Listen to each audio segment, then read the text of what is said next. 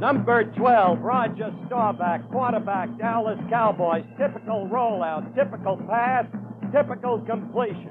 Exactly what the Philadelphia Eagles will have to stop tonight. Plus this crunching, driving runner from Yale University, number 35, Calvin Hill.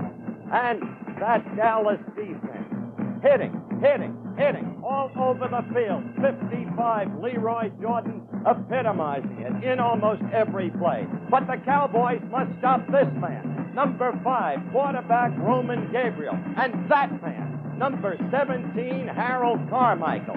The Cowboys against the Eagles. 15 seconds there. Stand by on camera, stand by videotape, stand by slow-mo. Stand by to roll videotape in 5. And roll tape. 4, 3, 2, 1.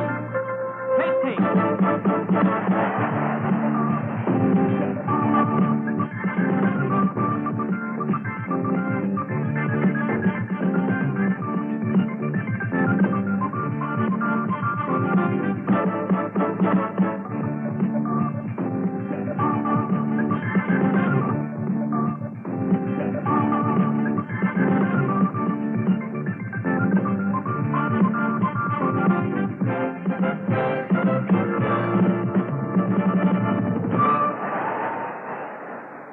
On the first day of autumn 1974, it's a beautiful night in Philadelphia, Pennsylvania for football, the temperature in the mid-50s.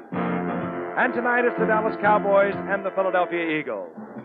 Dallas, in search of its 9th consecutive year of having reached the NFL playoffs, has one game under its belt, a convincing 24-0 win over Atlanta.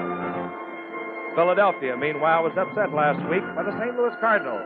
And another loss tonight would dampen considerably the optimism that has swept this city following last season. And ABC's NFL Monday Night Football is brought to you by Lincoln Mercury, who invites you to see all their new 75s, including the new precision-size Monarch, Friday, September the 27th, the day of the cat. And by Gillette, makers of the Gillette Track 2 two-bladed shaving system. It's the closest thing to a perfect shave.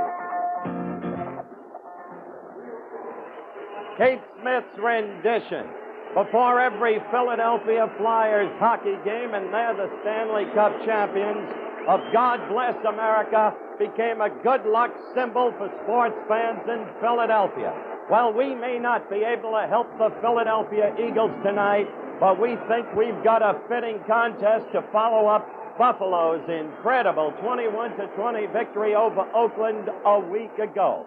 The Eagles against the Cowboys, with another interesting contrast in coaches. The Eagles, led by Mike McCormick. He took over a year ago, revitalized the Eagles team, acquired Roman Gabriel. He led the attack. But looking forward to a big growing season this year, encountered that upset that the Gipper mentioned at the hands of St. Louis a week ago. So he feels he must win tonight. The Cowboys, led by the ageless Tom Landry. 8 straight years in the playoffs, winners of 1 Super Bowl, and almost incomparably winning coach. So he's got everything going for him, including a plenitude of football talent. Now, I'd like to talk about the respective defenses of the two teams with my colleague, one of the great defensive players of all time, number 71, Alex Karras, Detroit Lions. Fill us in on those two defensive units. Well, Howard, the way I see it, the Philadelphia Eagles has a young football team defensively. They made a lot of mistakes last year. They were very low on the totem pole defensively. They acquired Bill Berge from the Cincinnati Bengals. He's more or less like a Dick Butkus. He's going to roam all over the field tonight. He's going to knock the heck out of a lot of people. As for Dallas, they have a seasoned defensive football team. Guys have been playing together for 10, 12 years. The big acquisition, of course, is Too Tall Jones, who's been used primarily as an defensive pass rusher. The man is sensational. He's vicious and he's mean. Last week, get this, he ate 3 offensive halfbacks and didn't even spit out the cleats. What do you think of that? What do you think of Harvey Martin, number 79? Well, he's the same type. He's a second-year man, and Martin and Jones are used for pass rushes, and I think because of Gabriel's idea of throwing the ball as much as he's running, you're going to see more of Martin and Too Tall tonight. Okay, you've already mentioned the great Philadelphia acquisition, middle linebacker Bill Berge, number 66 from Arkansas State. So let's find out something about those offenses by bringing in the senior blue eyes of the troop, the Gipper. Thank you, Howard. Thank you, Mongo. Offensively, the Dallas Cowboys were almost as awesome on offense last week as they were on defense against the Atlanta Falcons. Now, whether or not they're for real, maybe we'll find out tonight. The heart and soul of the Dallas offense is Roger Staubach. He's their leader on the field. He's their spiritual leader. He can really get it done. He came back after a few weeks off against Atlanta. He ran, he passed, he led the offense as only he can do. He is quite a leader. He has two fine outside receivers in Golden Richards and Drew Pearson, and a great tight end in Billy Joe Dupree. His counterpart, and when he wants to give the ball off to a man who can make the yardage up the middle, well, he has number 35, Calvin Hill. We almost left Calvin out because Calvin is a little bit questionable. He hurt his toe last week against Atlanta, but Calvin says, toe's all right, I'll give it a go tonight. A good receiver as well as a good runner. Staubach's counterpart for the Philadelphia Eagles, Roman Gabriel's been around a while. He can get it done when he has the time to get it done. That's going to be the big question tonight. Roman Gabriel last year came into Philadelphia after 11 years with the Rams, and he really got it done. And his principal receiver was a guy that is 6'8", an outside receiver, Harold Carmichael. He caught 67 passes last year, 9 touchdowns. And at the tight end, the rookie of the year last year, Charlie Young from the University of Southern California. He caught 55 passes. So it should be an all-out offensive game with Charlie Young on the receiving end of Roman Gabriel, the big hands of Harold Carmichael. Can it offset the offense and the defense of the Cowboys? We'll find out in just a minute.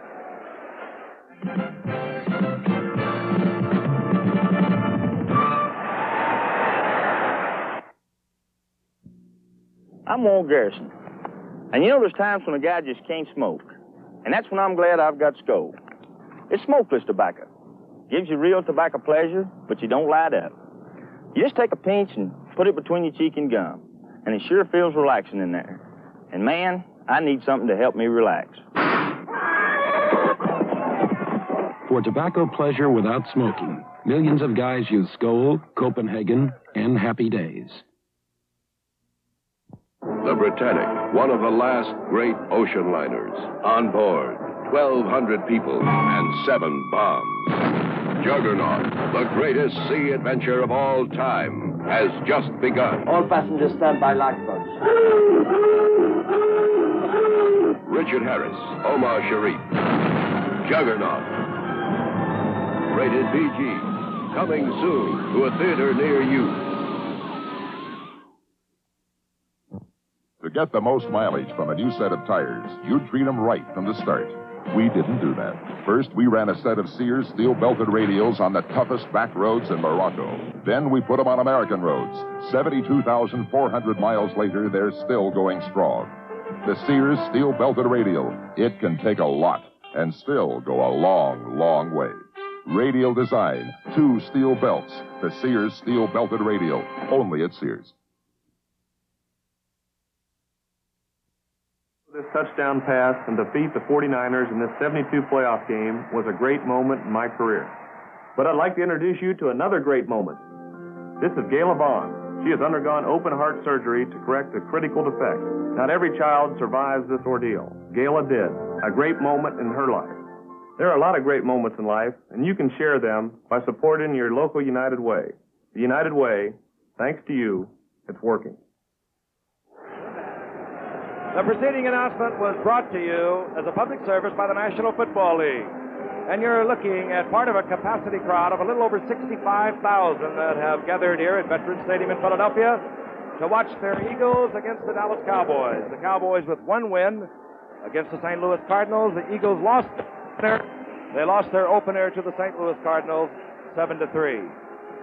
Setting it up, Mac Percival, acquired recently when Tony Fritsch was hurt for Dallas. Percival, obtained from the Chicago Bears, will do all the kickoff duties as well as the field goal kicking. Number 27, Poe James.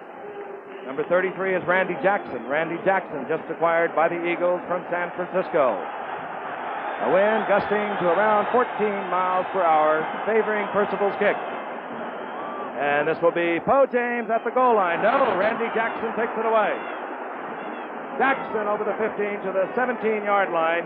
And let's take a look at that offensive unit of the Philadelphia Eagles. We've talked a lot about this man, Roman Gabriel. He had a big year last year, 460 passes. And Norm Bulash, acquired last year from Baltimore, had a big year. There's Tom Sullivan. He does it all. He was in the top 5, both running and receiving. And how about this man, 6'8". And Don Zimmerman will be on the other wide receiver. And the former All-American Charles Young in his second year at the tight end position. So set to get underway here at Veterans Stadium in Philadelphia. The Eagles, 1st and 10. We're just underway. The ball at the 17-yard line.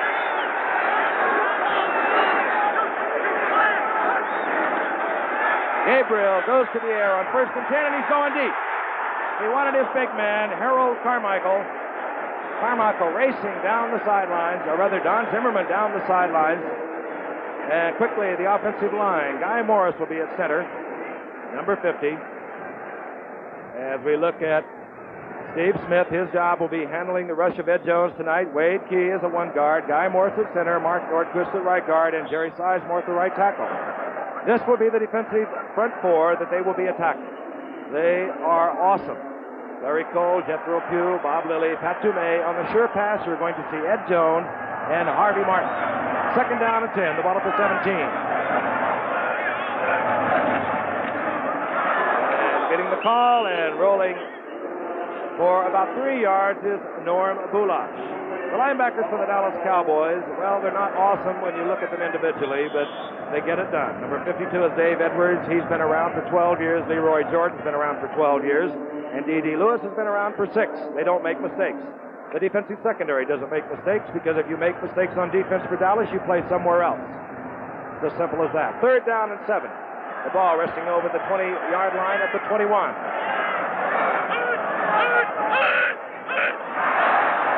And it looks as if the Cowboys are drawn off sides as Harold Carmichael is wide open. Carmichael beat Renfro and D.D. Lewis at midfield. 33-yard game by the Eagles. And this, Howard, is what we expected Philadelphia to do. Come out throwing the football. Exactly so. As we look at the replay, Alex and I had breakfast this morning with one of the Eagles coaches, Johnny Idzik, and Alex tell them exactly how Idzik described they were going to go deep in a hurry. Well, that's exactly what they said. And the reason they said that is because primarily they throw short passes. They said they're going to go a little longer tonight and really mess up the secondary of the Dallas Cowboys. Carmichael beating Renfro on that play. You saw him turn Renfro completely around. The ball is at the 48 now with the Cowboys. Gabriel again goes to the air and goes out to Don Zimmerman, incomplete. Covered out there by Charlie Waters. Frank, if I may, as Charlie Waters, number 41, was covering Don Zimmerman, the other point I wanted to make, Alex, was what Idzik told us about watching number 34, Cornell Green, the strong safety. Roman Gabriel will throw long depending upon where Cornell Green lines up in the defensive alignment, right? That's right. If he isn't playing center field, then it's a different story as far as they're concerned. 2nd down and 10. The ball resting at the 48-yard line, just inside the 48, and we're just underway from Philadelphia, no score. Getting the call is Norm Bulash. He pounds the left side, behind the blocks of Steve Smith and Wade Key, and picks up about 3 yards. Norm Bulash, he put a little life into the offense of the Philadelphia Eagles last year when he came in and gained 436 yards. He has a problem, though. He's been having a little dizzy feeling for the past few weeks, and he was a little questionable coming into tonight's game, but apparently he's been given the okay. Ball at the 45-yard line. 3rd down, the sure pass situation. Carmichael, bottom of your screen. Don Zimmerman, top of your screen. Gabriel holding both backs in for protection and goes for Carmichael and overthrows Carmichael in front of Renfro. Frank mentioned the dizzy spells Big Boo, Norm Bulash, number 36, has been having all through the years ever since he was brought up as a first-round draft choice from TCU by the Baltimore Colts under the then ownership of Carroll Rosenblum. There is Big Boo. His problem has been muscle pulls. He's a superb athlete. That's why he was a first-round draft choice. Now they seem to have the muscle pulls licked, but Frank, he's got that suddenly developed dizziness you mentioned. All right, right now you're looking at Mary Percy, the punter. This is Cliff Harris, number 43, and Golden Richards, number 83. Bad snap, and Percy handles it, but he kicks a bad kick off to the right. and it bounds out of bounds at the 24-yard line. A 21-yard kick for the rookie from Westchester State here in Pennsylvania. We'll be back at Veterans Stadium in Philadelphia right after this message. Friday is the day of the cat, the day of a new Monarch at your Lincoln Mercury dealer. Mercury Monarch 75, America's new precision-sized luxury car. Monarch ES 256 is engineered for 18 to 26 miles per gallon under highway conditions, 14 to 18 under city conditions. Designed with functional luxury, this two-door sticker price, including optional white walls, starts under $3,800. Destination charges, dealer prep, title, and taxes extra. See the new precision-sized Monarch. Dallas, 1st and 10. They move from their own 24-yard line. Toss goes to big Calvin Hill. Calvin Hill running over tacklers out to the 33-yard line, a pickup of 9 yards. Offensively for the Dallas Cowboys, again, their quarterback is Roger Staubach. We talked about him at the top of the show. Roger Staubach, who gets it all done. Last year, 23 touchdown passes for Roger. You know, Frank, that's not a very difficult play. All they're doing is pitching out to Calvin Hill. It reminds you of Jimmy Brown when they're playing against Cleveland. All they do is pitch out. Everyone knows what's going to happen, but Hill goes to the outside and picks up that yardage. One of the reasons that offensive line punching big holes for Calvin Hill, who goes about 240 pounds. And second down along two, the ball is at the 32-yard line. This is Golden Richards in motion, number 83. Staubach going to his tight end, Billy Joe Dupree, and overthrown as Billy Joe Dupree was picked up and covered nicely by number 28, Bill Bradley. Defensively, the front four for the Philadelphia Eagles. Jerry Patton, Joe Jones, Joe Tookie Jones, just acquired from Cleveland, and Will Wynn. Bill Dunston, however, did not start tonight. He was replaced by the Eagles' third-round draft pick this year, and believe me, that was the first one they had because they'd given up their first two. Mitch Sutton. So Mitch Sutton is in there at defensive left tackle. Third down, 2 yards for the Dallas Cowboys. No score in the game. Ball just short of the 33-yard line. Now the two tight ends are in. 84 is Cugat. 89 is Billy Joe Dupree for the Cowboys. Now the stacked backfield. Motion now is Drew Pearson, and Roger wants a bunch of it as he goes to the air. Calvin Hill does not hold on. And Calvin Hill appears to be hurt again. He's holding that left ankle. Whether or not it was a toe, we don't know, but he's down, hit there by Randy Logan, the safety man for the Eagles. It'll be 4th down. Susceptibility to injury, of course, has always been Calvin's major problem ever since he came into the National Football League. A superbly versatile athlete, could be equally gifted at the tight end position, as I've mentioned in past years. Indeed, always really wanted to play there. You see him limping off. Be interesting to see if he comes back in high fettle or if he spends some time on the bench and Newhouse comes in. All right, now we're looking at Marv Bateman on 4th down. He'll be punting to Bill Bradley, a dangerous punt return man for the Eagles, but Bateman really ripples one. This is Bradley at his own 25, and he goes down immediately. Bradley going down at the 30-yard line. 42-yard punt as head coach Tom Landry of the Cowboys looks on. We'll be back in Veterans Stadium right after this message.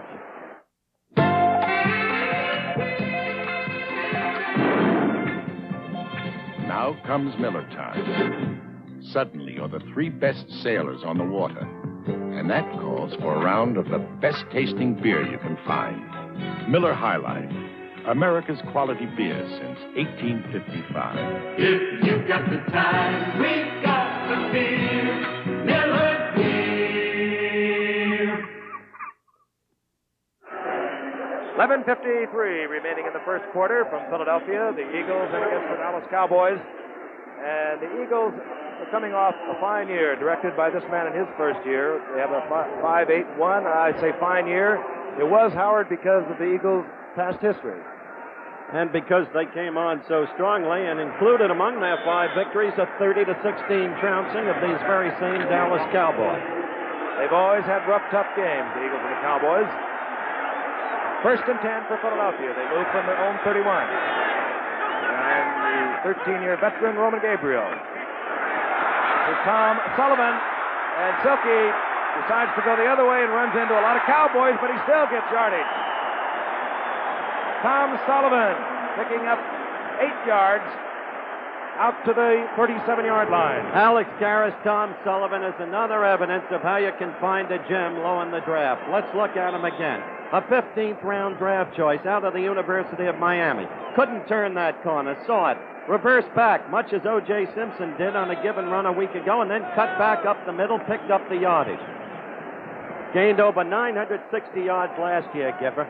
And he caught 50 passes. Very versatile. Second down and 2. The ball up to 38. The fake of the end around, going to Hill. Carmichael. Hold on. No, he did not hold on.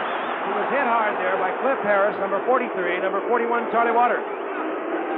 Alex, did you notice how high Gabriel threw that pass to Carmichael and take advantage of that height? Absolutely, and I think more and more you're going to see receivers where they're going to become 6'4" and 6'5" and 6'6", so they can get up and muscle that ball. Now, this is exactly what he did. He got up there very, very, very high in the air and muscled that ball in. Almost had the ball.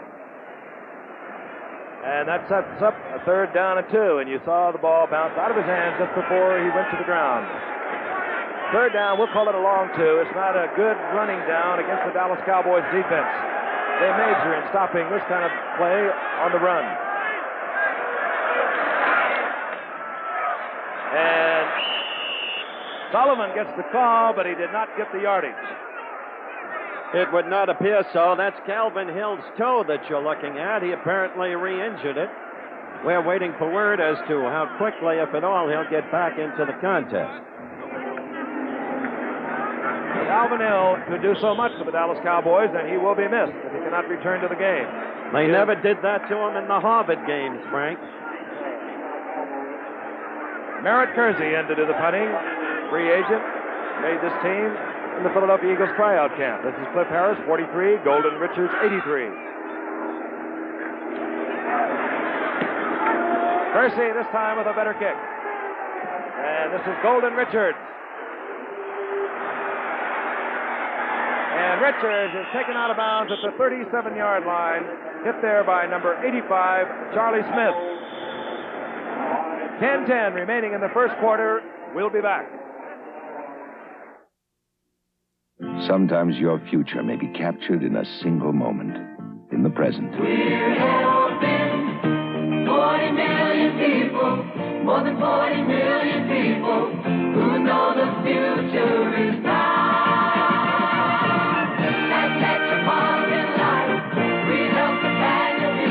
At Metropolitan Life, we've spent over a century helping people prepare for the future. Metropolitan Life, where the future is now. The colors in the XL100 are really alive. These TV cameramen rate RCA XL100 solid-state color TVs. I like the realistic color on the RCA XL100, like the blue of the Dodger baseball caps against a green background. The color on the RCA XL100 really jumps out at you. More senior TV cameramen own RCA than any other color TV. The color in the XL100 makes you feel like you're right down here on the field. RCA XL100. Don't settle for less. Leroy Jordan, middle linebacker out of Alabama. Been around forever, so it seems, yet with his guile, his experience, and his still continuing speed. I don't know of anybody who reads better than that man, Alex, and I don't know of anybody who's more where the ball is at than that man. Dallas, first and 10. The ball at their own 37-yard line. The two tight ends are both in there. Billy Joe Dupree, 89. Fugate, 84. And, well, Philadelphia jumped off sides, but were they drawn off? That will be the debate. The referee tonight, Fred Swearinger. 5 yards, marked off against the Philadelphia Eagles.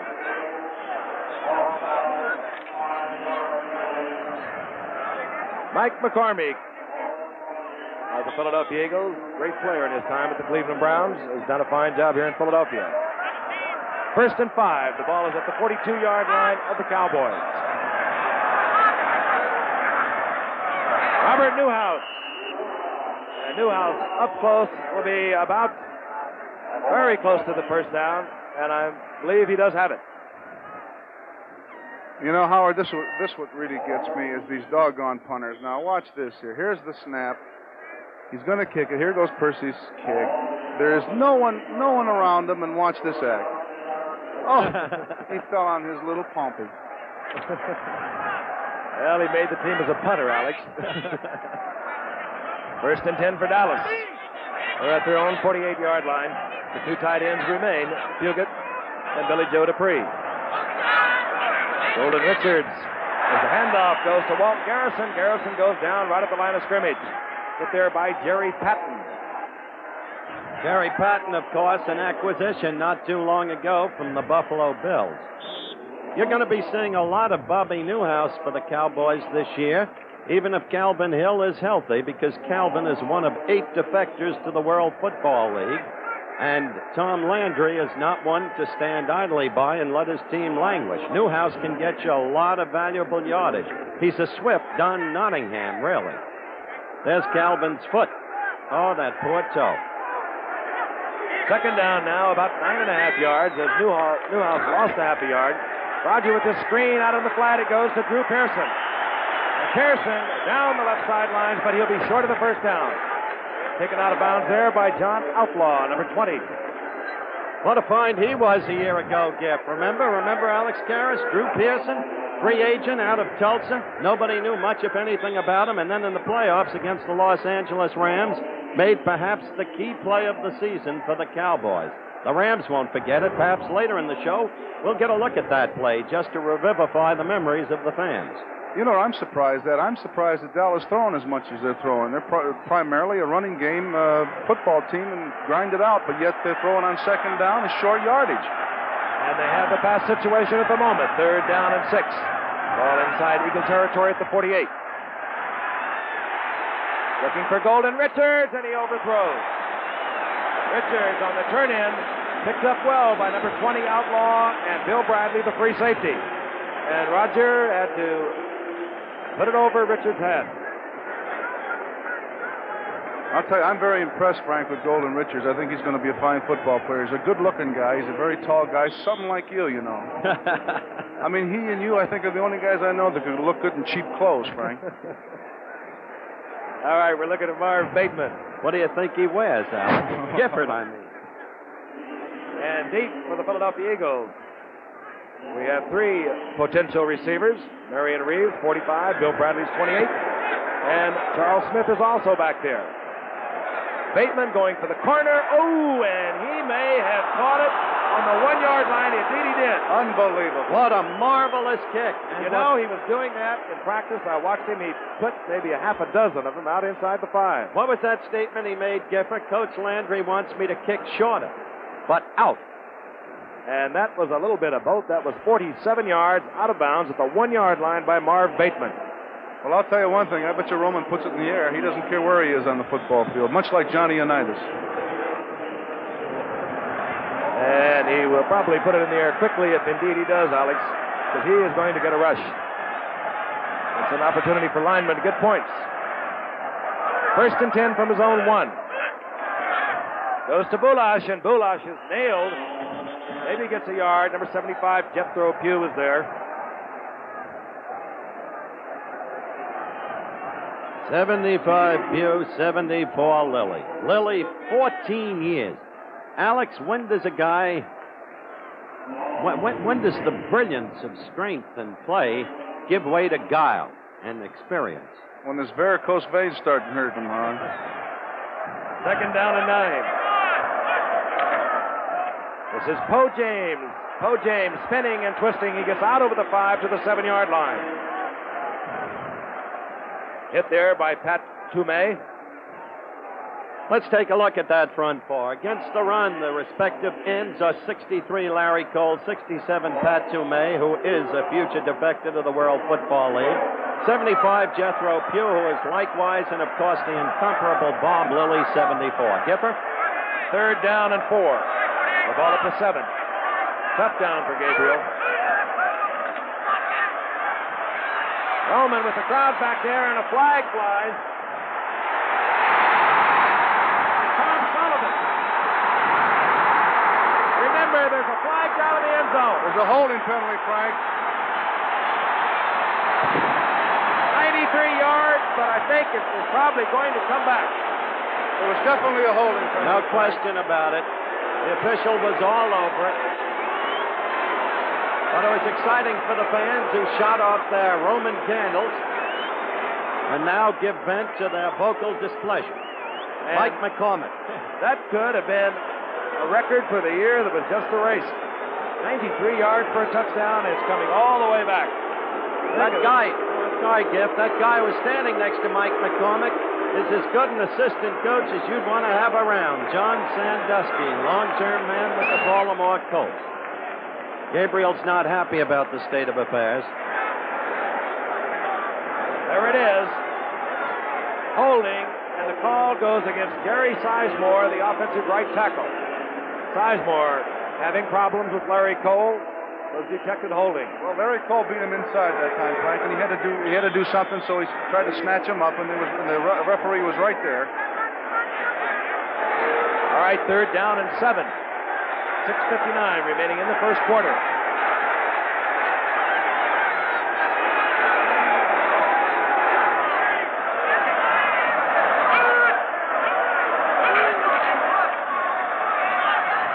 Gabriel going with the bomb intended for Zimmerman, but overthrown. Back there covering number 20, Mel Renfro.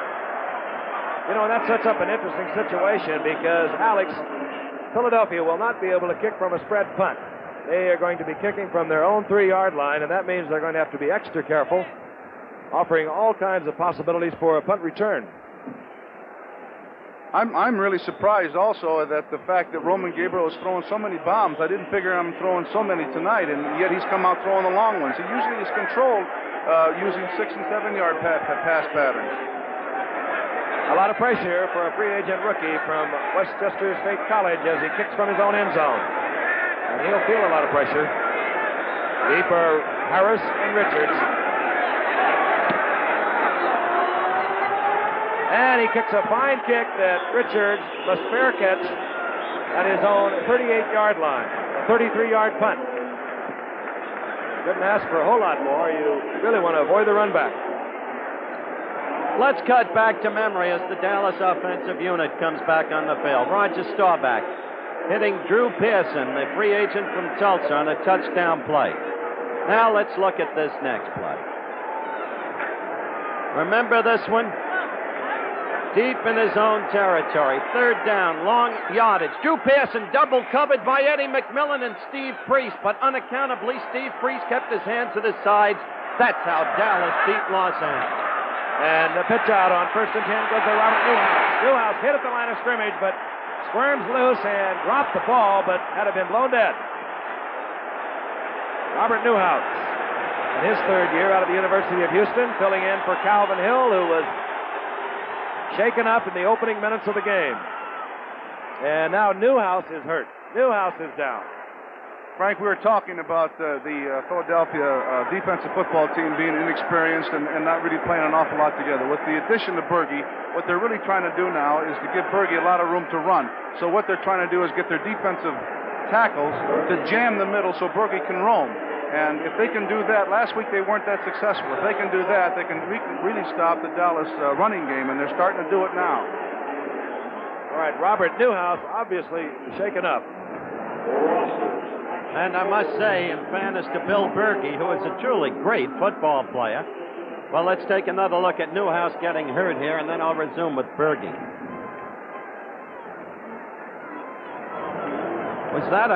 Wasn't that a face mask there, Alex? Yeah, but that doesn't count, Howard. Not if you're a defensive ball player.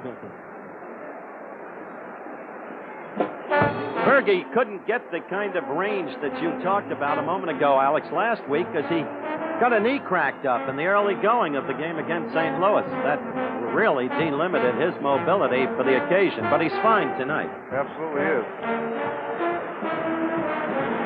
Number 66, Bill Berge. He's one of the most intense ball players I've ever seen play. A man can be hurt. He can be coming off the field yelling, "I'm hurt," but where? You know, he's fascinating. It seems to me you made a good point earlier when you talked about surprise at Dallas throwing so much, because they should run against this untested defensive Philadelphia line, especially with the rookie Mitch Sutton in there. They're sure not testing him right now. All right, replacing Robert Newhouse is number 21. He's a rookie, Doug Dennison. And he's initiated immediately and nailed by Berge. And he picks up about 4 yards, gets inside the 30. Doug Dennison, 6'1", 195 pounds. He's a rookie from Cutston State in Pennsylvania. Okay, here's Berge right now. Now, as you see, the tackles have jammed up in the middle pretty good. Although the center takes a good look at him, Berge gets off the center and knocks down. Does a pretty good job in there that time. He's a good-looking guy. Should get some commercials, Howard. Should. 3rd down and 3. The ball just at the 30-yard line.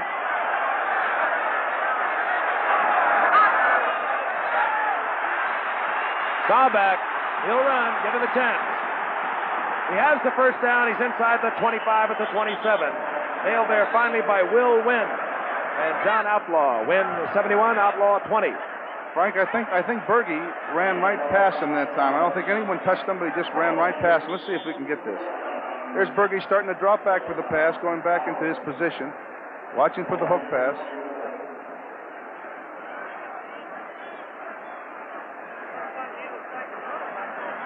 Staubach, who can really worry a defense just when you think you have him, he'll break loose. Instead of 3rd down and 9, all of a sudden you have a Cowboy 1st and 10. And that's the situation at the 24-yard line of the Eagles. Here comes Dennison again over the right side, and this time Dennison goes down after a gain of about 1. Berge again there along with Will Wynn. Well, they're going to jam up the middle for Berge tonight. You can tell that. He's starting to roam real good. He reminds me so much of Butkus. He's the type of guy that can dominate a defense and really shore up that defense. His acquisition cost the Eagles 2 first-round draft choices. The Eagles don't even have a first-round draft choice until, what is it, Gift? 78? Yes, 75, 76, 77, 79. 79. Well, he's a former New Yorker, and he wants to play in the East. 2nd down and 9. Ball at the 23. No score, a little over 4 minutes remaining in the first quarter. Now here comes Walt Garrison, and Garrison finds a big hole, and he's down to the 15, just inside the 15, and hit there finally by Steve Zabel. Walt Garrison, the man who is always there when you need him, rides on the professional bull rider, bulldogger, all season the rodeo. Steve Zabel was a first-round draft choice the same year as his Oklahoma teammate, Steve Owens, who went with Detroit, of course. Owens was in the drafting room, and when queried by all of us in the room, he said, well, I'm happy that I was picked, but Zabel's a better play. 3rd down and 1. A little less than 1, as you can see. The stacked backfield for the Dallas Cowboys. That's Drew Pearson, the receiver, motioning to the left. Getting the call is Dennison. He has the first down, but a flag flies. Flag goes down, and it could be the Cowboys have taken too much time. That's the call. So it's going to be 3rd down and 6. Carmichael on the sideline says, let's get him, gang. Carmichael, he must be 6'8", 6'9", isn't he? 6'8", out of Southern U. You know, in 72, Carmichael caught 20 passes. Gabriel came last year. He caught 67. And that's what a good passer means to a good receiver, and this is a fine receiver. 3rd down and 6. Ball resting right at the 20-yard line.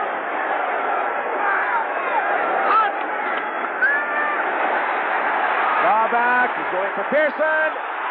Pearson cannot hold on. Good coverage by John Outlaw. There was a lot of contact back there at that particular time, but he hit him at the right time, and usually it's up to the discretion of the referee, and I think he made the right play. You know, you could have called it either way on that, but the timing is perfect by the defensive back on this particular play. There's the ball, and they're both of them going for the ball, so there's no problem there. Outlaw and Lavender, 20 and 30 respectively. Again, as we look at Mike McCormick, are the respective cornerbacks for the Eagles, and presumably weaknesses in the Eagles' defense. Outlaw's a little fella, but his coverage then was excellent. Yep, the field goal attempt. And Percival from 37 yards. Boy, oh boy. No good.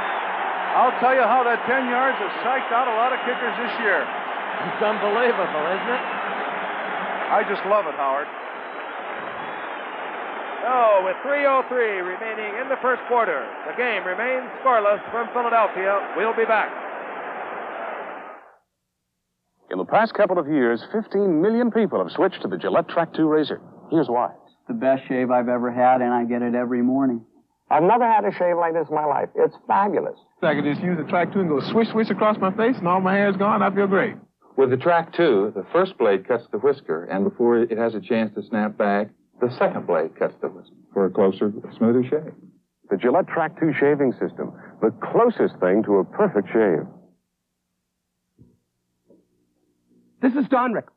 Give me the president of Right Guard. Hello. You the underarm biggie? Listen. Quit making your Right Guard antiperspirant with this super dry anti-stain formula.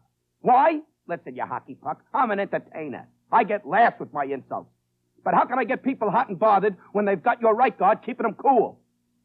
Right Guard helps keep them dry. You keep selling Right Guard, and you can pay for my mother's apartment in Miami Beach. Mac Percival has just missed the 37-yard field goal for the Dallas Cowboys. The score is 0-0. 3:03 remaining in the first quarter. Frank Gifford along with Howard Cosell and Mungo Mungo. And we're looking at Calvin Hill, number 35. I'll get to a report on his condition in a moment. Eagles moving from their 20-yard line. This is Sullivan. Sullivan getting away from Leroy Jordan. Picking up 3 yards, moving out to the 23-yard line. That's a hard defensive line to move out, I'll tell you. Calvin Hill, whom you saw walking around on the sidelines a moment ago on your screen, there he is again. It now develops, has a bruise under the big toe of the foot. And he's got a pad under there, and he may, judging by the way he's walking around, get back in. 2nd down and 7. Ball at the 23-yard line. Sullivan getting the call again over the right side, and Sullivan gets out over the 25 to the 26. It'll be 3rd down and 4. A report, too, on Bobby Newhouse, number 44 of the Cowboys' backfield gentleman. He has badly bruised ribs. They've put a rib pad around them, and whether or not he'll return has not yet been determined. 3rd down and 4. A short 4, if you will. A few moments ago, Roman Gabriel tried the run. The Cowboys stopped it. Let's see if he comes back with the pass.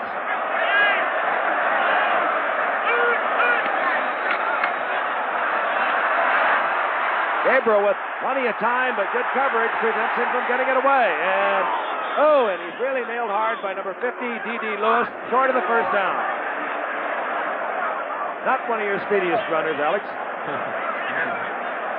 You know, we were talking earlier today about whether ball players talk to each other on the line of scrimmage, and you do. It depends on, what the conversation might be. If you're losing, you're griping and you're moaning, and you have a tendency once in a while to even curse out there, Howard. I never did it, but they tell me that it was done. I'd be shocked if you had been one of those. Merritt Kersey. Looking to Golden Richards.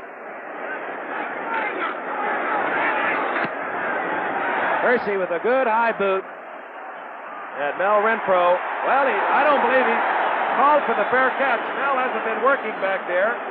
He just took the ball without the fair catch and was hit hard by Marion Reeves. Regional college football comes up this Saturday. ABC will bring you more NCAA college football from around the country. Texas will be meeting Texas Tech. That's going to be a big one down the Southwest Conference. Washington State, the Pac-8, will take on Illinois. Last year's Atlantic Coast Conference runner-up Maryland will be hosting the Tar Heels in North Carolina. And it'll be Holy Cross meeting Harvard. Check your local listings for the game in your area. Robert Newhouse has come back into the game for the Cowboys. But this is Walt Garrison, and Garrison is nailed at the line of scrimmage. Hit there by Patton, 77, and Berge, 66. Well, that's what they needed. They needed a middle linebacker, and they went out and got Berge, and I'm sure he's happy where he is, and he's doing one fine job tonight. You know, I was kidding you a little bit about what happens on the line, but when you have a rookie next to you, I think once in a while you do tell him, look, kid, I think this time you better start to think about rushing the passer or watch that inside rush, and you do talk back and forth like that. 2nd down and 9. The ball is at the 37-yard line of the Dallas Cowboys. Clock ticking away here in the first quarter, no score. Newhouse with a big hole. 1st down and more. Newhouse inside the 40 of the Philadelphia Eagles, taken out of bounds at the 39-yard line by Randy Logan. Bruised ribs and all, he got back in there in a hurry, and it didn't impair his running ability a bit. You know, you mentioned our college football schedule, regionals this weekend, Frank. That Texas Tech game, even though it's early in the season, has enormous meaning in the wake of Arkansas's upset loss to the Cowboys of Oklahoma State 26-7 last weekend. And actually, the winner could actually be the team to go to the Cotton Bowl. Both teams very strong yet. All right, 1st and 10 for Dallas. 23-yard gain by Newhouse. Staubach floods both. Oh, and it's picked off. Picked off by Jerry Patton, I believe. The pass intended for his tight end, Billy Joe Dupree. But Jerry Patton, dropping off the line of scrimmage, for whatever reason, I don't know, from defensive tackle, came up with the football. Well, now the Eagles have field position. They've been waiting a long time for this with the quarter about to run out. You know, the only thing I can think of, Frank, of a defensive tackle not rushing the passer is I think that he thought it was a screen to his side and reacted to the right side, and there was the ball. I would have never done that, though. He reacted beautifully because the Eagles have stopped the Cowboy drive. 1st and 10 from their own 41. Here comes Don Bulash over the right side and hit there by a whole bunch of Cowboys. Toumé's there, Lily's there, Jordan is there as the gun sounds, ending the first quarter. There's no question that there was a blitz on. He tried to throw the ball, and he did think it was a screen and got out there, and that's the interception right there. I bet he's a very happy guy right now. He can't run with the darn, but who could when they're playing defensive tackle? Well, I saw you pick off some. Scoreless after the first quarter. We'll be back right after this. Scoreless after the first quarter. We'll be back right after this.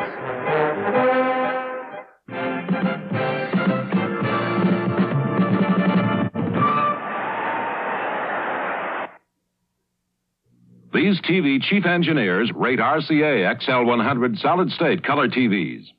We as professional broadcasters know that solid-state equipment is reliable. The XL100 solid-state television set reflects that reliability.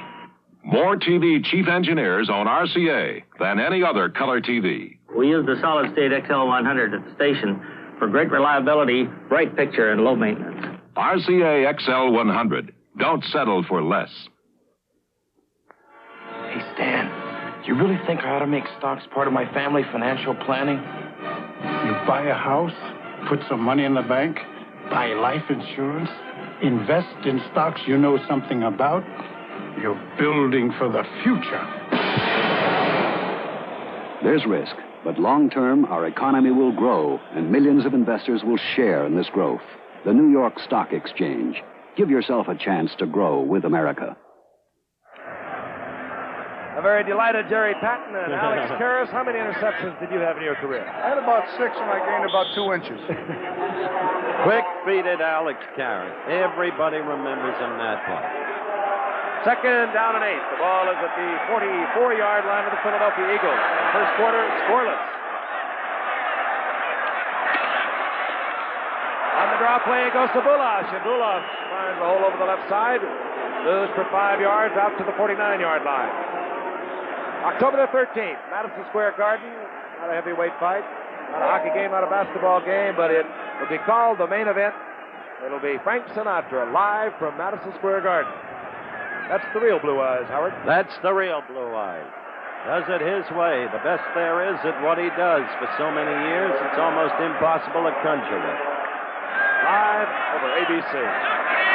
3rd down and 3. The ball up for 49. Cowboy in offsides and a lead back, and Norm Bulash tries to turn the corner, just gets back to the line of scrimmage. Well, let's look at those first quarter stats. You see that they favor Dallas, but in total yards, Philadelphia leads. It's in yards rushing that the edge goes to the Cowboys. They're equal in possession, really, 15 offensive plays against 16. So the Philadelphia defense, supposedly its weak spot, has been holding together, but the Dallas Cowboys have been containing the Philadelphia offense, which was negligible last week in the loss to St. Louis. And here's Merritt Kersey, the punt for Philadelphia. And And this time, Kersey has hit a beauty. Oh, and it takes a Philadelphia bounce and will be down on the 2-yard line. The exact reverse, the converse of the kick we saw executed by Bateman in the first quarter when they pinioned the Eagles on the Eagles' own 1-yard line at that very end of the gridiron. Now the Cowboys are on the 2. Not a pleasant situation for Dallas. Alex? You know, with the artificial turf, the ball is going to bounce like that once in a while. They're taking funnier bounces than they used to in the old days, Frank. Indeed, they do. And Alex, defensively, what does this mean to a defensive lineman? Now, you've got this Dallas Cowboy team in a hole. Well, you're definitely going to play the run. You're not going to take a chance. I don't think Staubach is the kind of guy that's going to take a chance on the pass. And Roger begins from his own 2-yard line. Motions in wide receiver Pearson out of the backfield. Hands off to Garrison, who was really nailed. His progress was stopped in the playing field, and he was driven all the way back to the end zone. Well, I'll tell you something. He's running into walls tonight. Philadelphia's up. They're playing at home. They got to win this game, and they're sky high. They love Mike McCormick. They want to win for him. They need this ball game, and kaboom, there he goes. That was Berge. Bill Alex again. Right, Giffer. Filling that 4-hole as only he can do it. And they're giving him a lot more protection, the defensive tackles this week, than they did last week. Letting him roam. Second down and 10. Getting the call is Newhouse. Newhouse slipping tackles. Struggling and fighting out to the 4-yard line. Bill Berge again over there to make the capper. Yeah, I like the help he got from number 30, Joe Lavender, cornerback, who incidentally is the only man in the NFL, gentlemen, who plays while wearing eyeglasses. What do you think of that, Gip? Well, you can't see, you can't see. A lot of them do wear contacts. Some of them just uncomfortable with them. Does he have them in the helmet or around the helmet? There it is. Right under that face mask. All right, it's 3rd down and 7 for Roger Staubach.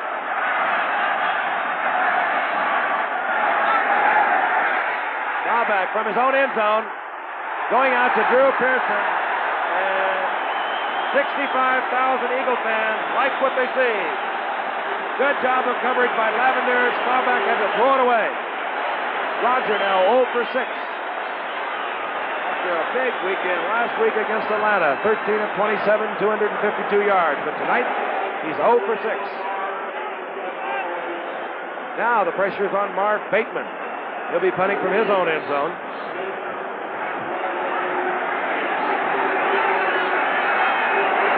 That's his average thus far this evening. This one he will hurry to get away. And the fair catch will be called for by Bill Bradley at the 35-yard line. The Eagles in fine field position. 30-yard punt by Bateman. 11:53 remaining in the half. No score. We'll be back.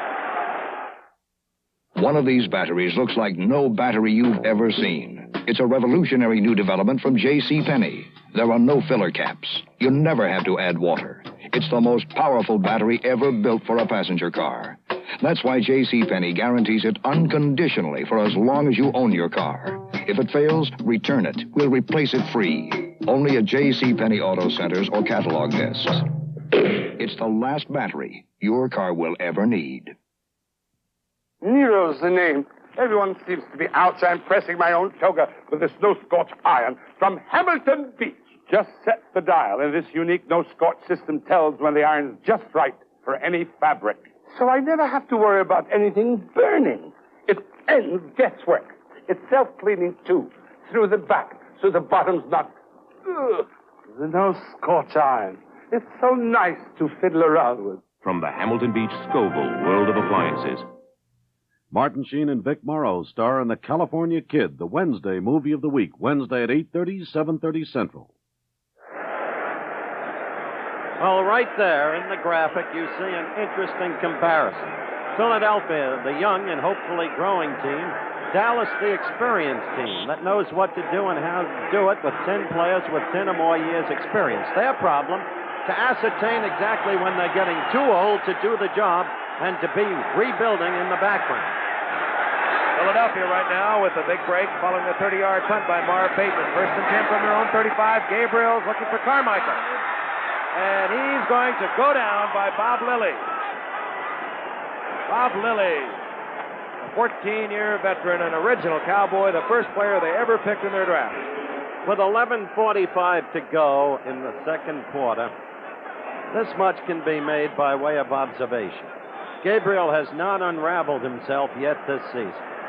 He had a lot of shots at the very end of last week's game against St. Louis. The plain truth is, much as we love Gabe, he couldn't put his team in from inside the 10-yard line with 4 chances to do it. Tonight he is not throwing well and he is taking too long. Second down and 18. The ball is at the 44-yard line. The Thunder and Lightning is in there for the Cowboys. Jones and Martin as Gabriel goes to Harold Carmichael. He's picked up there by number 20, Mel Renfro. It'll be third down and 18, and we'll tell you a little bit about this Thunder and Lightning. The Thunder is called Larry Coe and Pat Toomey. They're the starting defensive ends, but when there's a sure pass situation, Tom Landry sends in Ed Jones, his number 1 rookie, number 72, and Harvey Martin, number 79.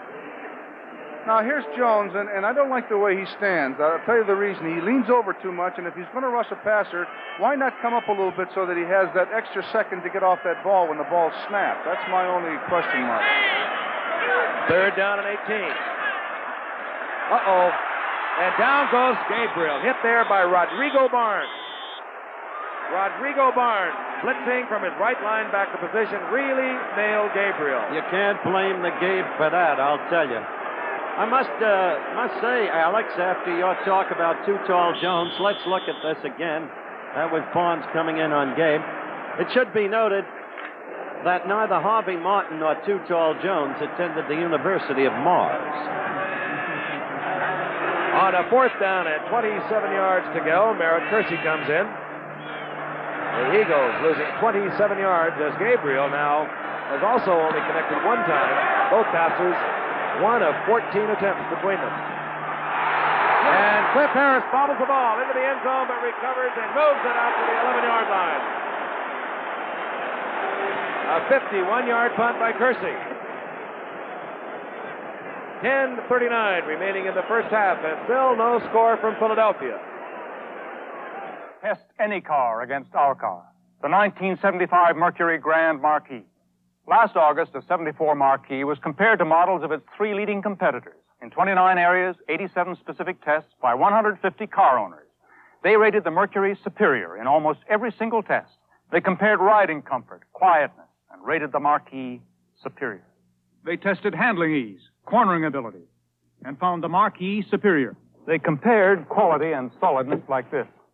Watch the seats as I slam the door. Virtually no wobble in the Mercury.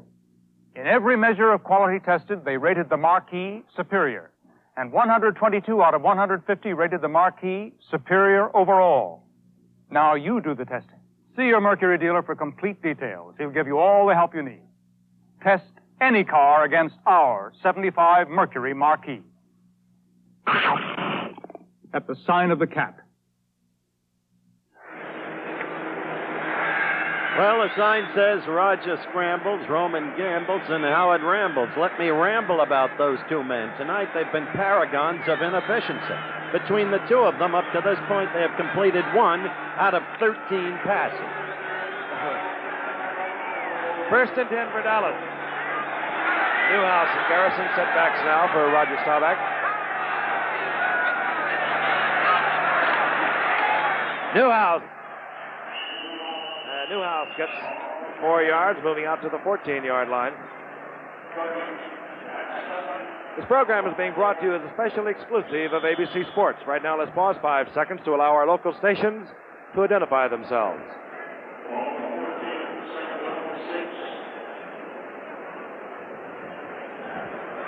Robert Newhouse, hurt in the first quarter, as was Calvin Hill. Newhouse damaged some ribs. He's back in action. We have not seen Calvin Hill since he was hurt. Second down and 6. The ball at the 14. Garrison over the right side, and Garrison gets a couple of yards, moving out to the 17-yard line. Hit there by Jerry Patton. The toe of a man who overcame a physical handicap at birth. Tom Dempsey holds the National Football League record set a few years ago against our colleague in the Detroit Lions. 63 yards. That's right. Alex didn't believe it. Well, I could have blocked that one, but I figured the guy came out limping on the field. And what was I supposed to do about that? I thought I'd let the guy kick the ball for crying out loud. He kicked it out of the stadium. Indeed he did. 3rd down and 2. The ball at the 17-yard line. Staubach under tremendous rush by Patton. Gets it off, and it's complete out there to Drew Pearson. And that had to be a perfectly timed pass because I don't believe Staubach saw Pearson on his break as he moved to the sideline. Big Patton was in there with the rush, number 77. 11-yard gain, a 1st down. Frank, I think in order for Staubach to be effective, he's going to have to run some more. We mentioned earlier in the first quarter that Staubach was throwing the ball on 1st down and 2nd down with very little yardage.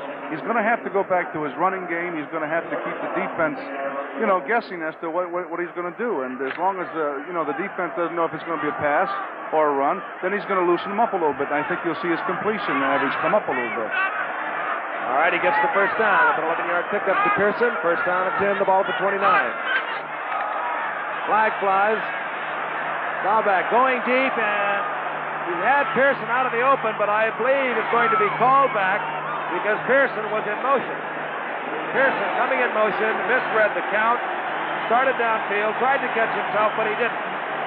So a 45-yard pickup is going to be nullified by another error. Staubach having it explained to him. I'm quite sure that's going to be the call. You're exactly right. That was an interesting battle between little Johnny Outlaw and Pearson. Pearson, watch it. Watch Pearson out-muscle him and out-maneuver him. Well, but I'll tell you something. He was behind him in a good shape. That's true, but Outlaw judged that pass and came in to pick it off, and Pearson was just too targeted. That will make it 1st and 15. The ball back at the 24-yard line. The 2 tight ends are now in for Dallas, Dupree and Pugin. Newhouse running away from his blockers and picking up yardage, getting very close to the 1st down, out to the 37-yard line. He will be short, however. Steve Zabel moved over to make the stop for Philadelphia.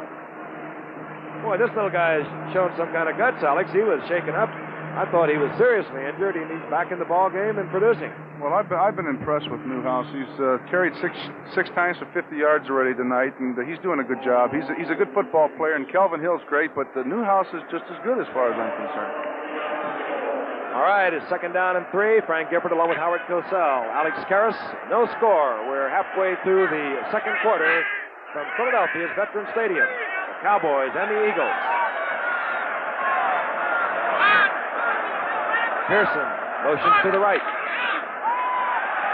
Staubach going out with his little screen to Robert Newhouse, who saw the big tackle, Rayfield right out in front of it. That's what the attempt was, incomplete.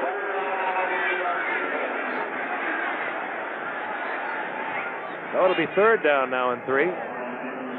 Sometimes, Frank, when you see the ball go astray like that, you say, well, the guy is really not throwing real well. I think that he saw the defensive back come up. He knew he was going to take a big loss if he caught the ball, so he deliberately threw it out of bounds, and it happens once in a while like that. I think you're right. Sometimes the unpracticed eye will read something entirely different into it, and actually maybe save an interception or a loss. Rodgers' situation now at 3rd down and 3. The ball up to 31. Newhouse gets the call. He'll get the 1st down. And the middle man, 5'10", 205 pounds, saw the opening, slithered through, stopped by Jerry Patton, but he gets the 1st down at the 41.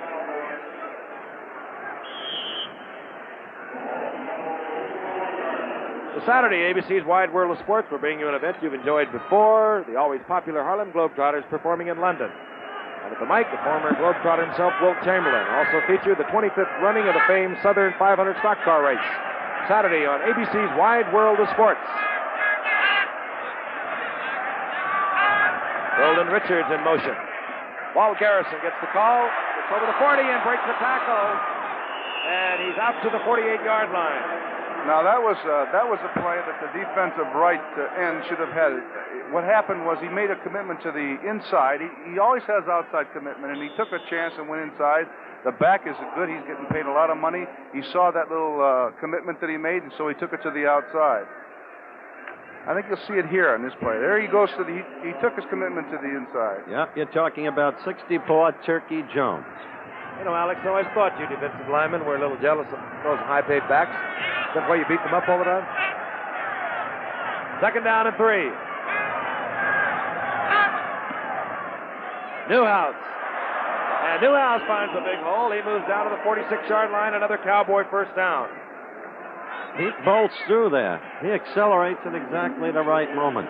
64 Turkey Jones, who you said moved inside when he should have taken the outside a moment ago, came over here from Cleveland.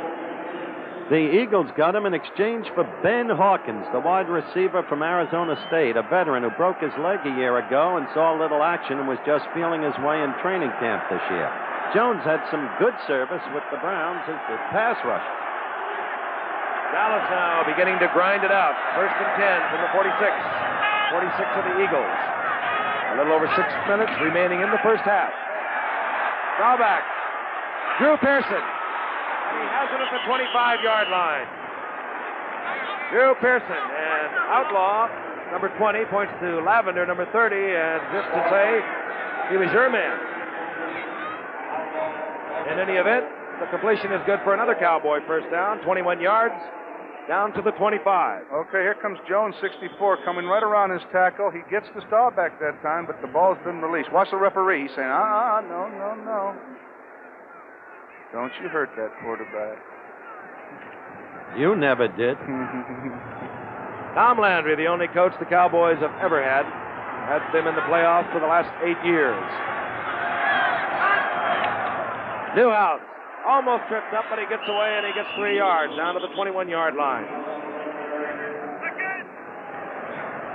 Frank, I think that's the power right now as far as I'm concerned with Dallas. They got Blaine Nye, they got John Nyland, they got a fine center. They're big, they're 260 pounds, and they pump that middle and they blow everybody out of there. And I think Berge really has his hands full tonight. He's doing a good job, but I think right now they're starting to get to him a little. Both those tackles for the Cowboys are 6'6" and 260 pounds, and they are very wary on a defense that actually, and we were checking it before the game, Alex, the defense is not as big as that offensive line, and that's a rarity in pro football. Second down and 7. The ball just short of the 21. The screen to Richards. Watch out. And he drops the ball. Who's got the ball? Dallas. 76, John Nyland. John Nyland came up with Richards' fumble and advanced for about 3 or 4 yards after he dropped it. It'll be first and goal for Dallas. 4-6 left, 4-5, counting down the second quarter. Still no score in the ball game, but Dallas now with an authentic threat and a break on that fumble recovery by Johnny Nyland. Johnny Nyland out of the University of Iowa, incidentally, Howard. He's the second best football player that ever came out of there. The best, of course, was the young man who left college because he was too fat, but his mother said, go back, take off weight, and become a man. That was Alex Carroll. Dallas first and goal. They're on the 3-yard line of the Philadelphia Eagles. Here's Doug Dennison. And the young rookie gets his first score. Touchdown, Dallas. And he worked to get in there, I'll tell you. Tom Landry looking on, as always, never terribly impressed with anything. But inside that man, there's a lot more happening than appears on the surface. Let's look again. Leading the interference is Garrison, number 32, and what a block he laid. Newhouse also with a block, and Dennison just making the rest of it on his own. Doug Dennison from Kutztown State College in Pennsylvania, signed as a free agent. Mac Percival makes it 7 for the Cowboys, nothing for the Philadelphia Eagles.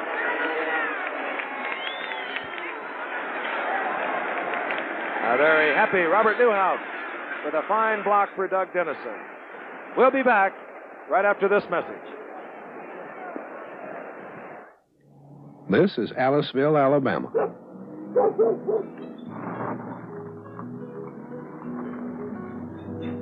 You'd think cotton is about all you can grow in hot country like this. But Lamar Cantalou, Weyerhaeuser Forester, is one man who knows better. His whole life is wrapped up in trees, growing on 472,000 acres in the South. The Aliceville Nursery is part of his job, where 18 million loblolly pine seedlings are grown each year. They'll become the third-generation forest. Fast growers that'll be as tall as Lamar in just 3 years. Lamar Cantaloupe, one of the great foresters of the South. Living proof that if someone really cares, our managed forests can go on forever. Weyerhaeuser, the tree-growing company.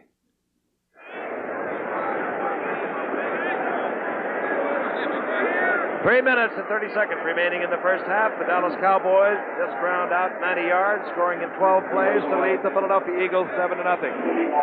Mac Percival to kick off. Deep, number 27, Bo James. Number 33, Randy Jackson.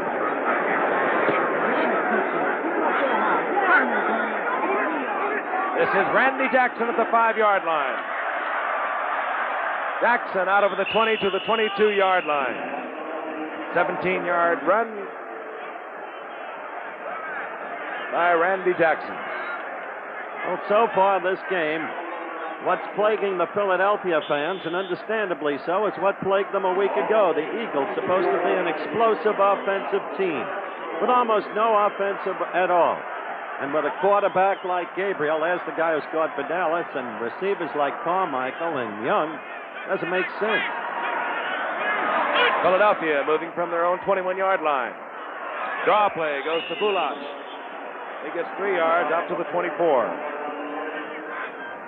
NCAA Regional College Football comes up next Saturday. ABC will bring you several classics around the country. The Longhorns of Texas, which we talked about a moment ago, under head coach Darrell Royal, will be visiting Texas Tech. Washington State will take on Illinois. And Maryland goes up against North Carolina. And Holy Cross will be meeting Harvard in the Ivy League. Check your local listings for the game in your region. 2nd down and 8. Gabriel going to Sullivan over the middle. He'll be short of the first down as he's nailed hard by Leroy Jordan and Dave Edwards. Now that's Gabriel's second completion of the game to Tom Sullivan, whom, as Frank noted earlier, caught 50 passes last year and gained over 960 yards.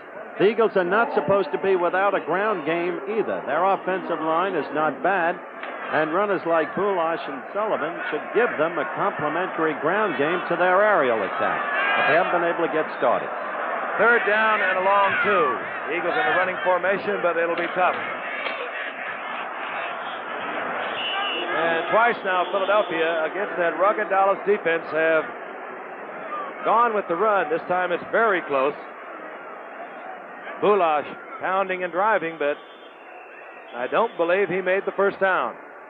They've only made one first down thus far this game, Giffer. This measurement will be reasonably close, but I think you're right. I don't believe he made it. Now let's stretch it out, gentlemen. No, he did not make it. The length of a football and a half, perhaps. So the Eagles must punt again, and the fans registered their displeasure. There's John Nyland, University of Iowa.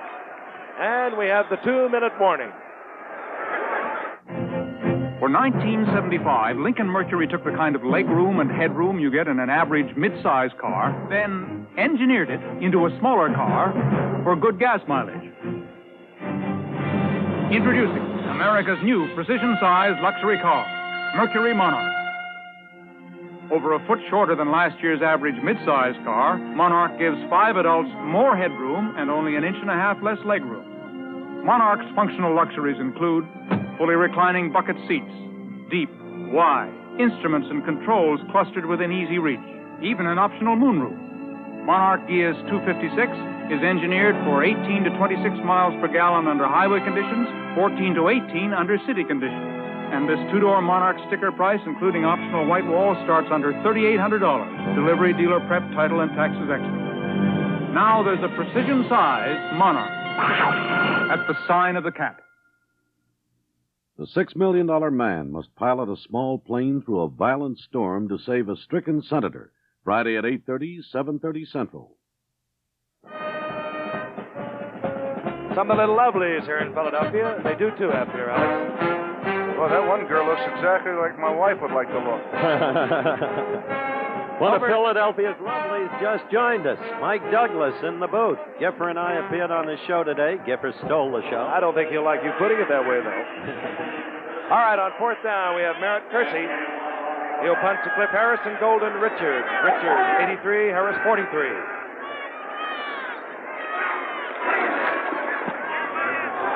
Kersey with a lot of time and not a very long kick. The fair catch called for by Richards at the 37-yard line. So Dallas has scored the last time they had the ball in 12 plays, traveling 90 yards, takes over again.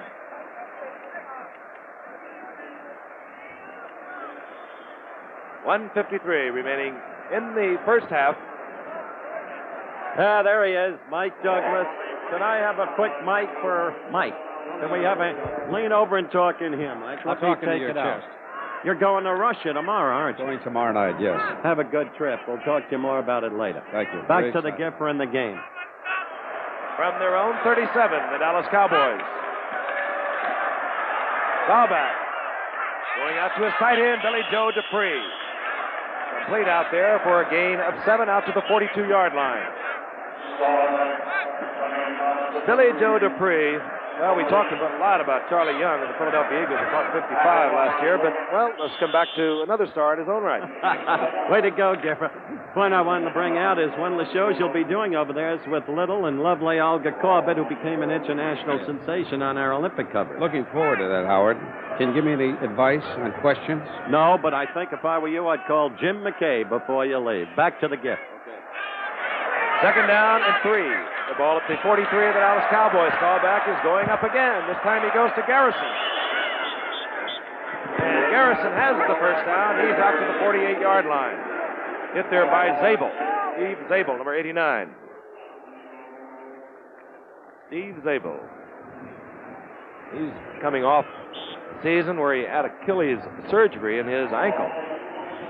That's very difficult to come off an Achilles. I haven't seen too many guys did it. Amici ended his career with it, and a lot of other great ones. Harlan Hill and with the Chicago Bears. What ended your career, Alex?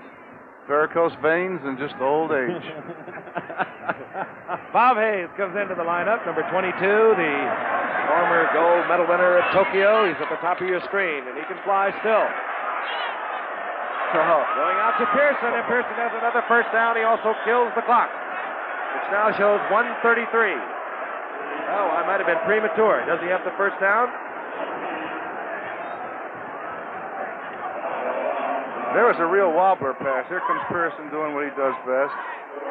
Cutting to the outside. It's a nice, safe pass. Here comes a wobbler. You can read Pete Rozell's name on that ball. It's such a bad thrown ball, but he still catches it and gets knocked out of bounds. Interesting, though, Alex. Did you see Pearson look over at Lavender to ascertain his position as the ball was on its way to him? Took his eye off the ball momentarily. Still made the catch easily, of course. Inscrutable Tom Landry. First and 10. The ball is at the Eagles' 43-yard line. The Cowboys chipping away. They lead 7-0. Newhouse, and he pounds for 4 yards down to the 39-yard line, hit by Bill Berge. All right, the Cowboys now will use the timeout. Staubach moving over to talk to head coach Tom Landry, and Berge now moving to the sidelines to discuss strategy at his bench. Tom Landry, in the last 6 years, his teams have won at least 10 games or more. Incredible record. Live from Madison Square Garden, October the 13th. It's himself, Howard. And now the end is near. Frank Sinatra, Old Blue Eyes is back. Main event from Madison Square Garden. Would you sing that again? I have no desire, Perm Charlie, to rupture my career, Frank. You take over. With 1:28 remaining in the half, Staubach conferring with Tom Landry. Did you ever go to the sidelines, Alex, and talk it over with the coach? You were captain, weren't you? Yeah, but there was nothing we can talk about. We had 2 plays, and he said if neither one of them worked, beat the heck out of them. In the early years of Joe Schmidt's coaching tenure with the Lions, he was a very close friend, of course, of Alex. He would call Alex in every day, say, how am I doing with the boys, seek Alex's advice. Then as Joe's confidence grew, so did the displeasure with which he viewed Karras grow.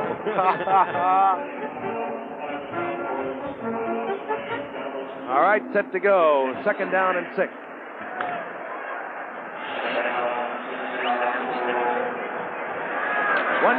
remaining in the half. The Cowboys leading 7-0. Mike McCormick looking on, just having instructed his defensive captain, Bill Berge, as to what he thinks the Cowboys might come with. 2 timeouts remaining for Dallas. And Staubach going deep. Deep to his tight end, Fugit. Picked up there by Randy Logan, and good coverage it was. Roger, 6 of his last 8. Completions. After going 0 for 6. Excuse me, Frank. That was a good play. Good idea on the pass receiver. Now, he's going down the field. He's going to get good coverage all the way.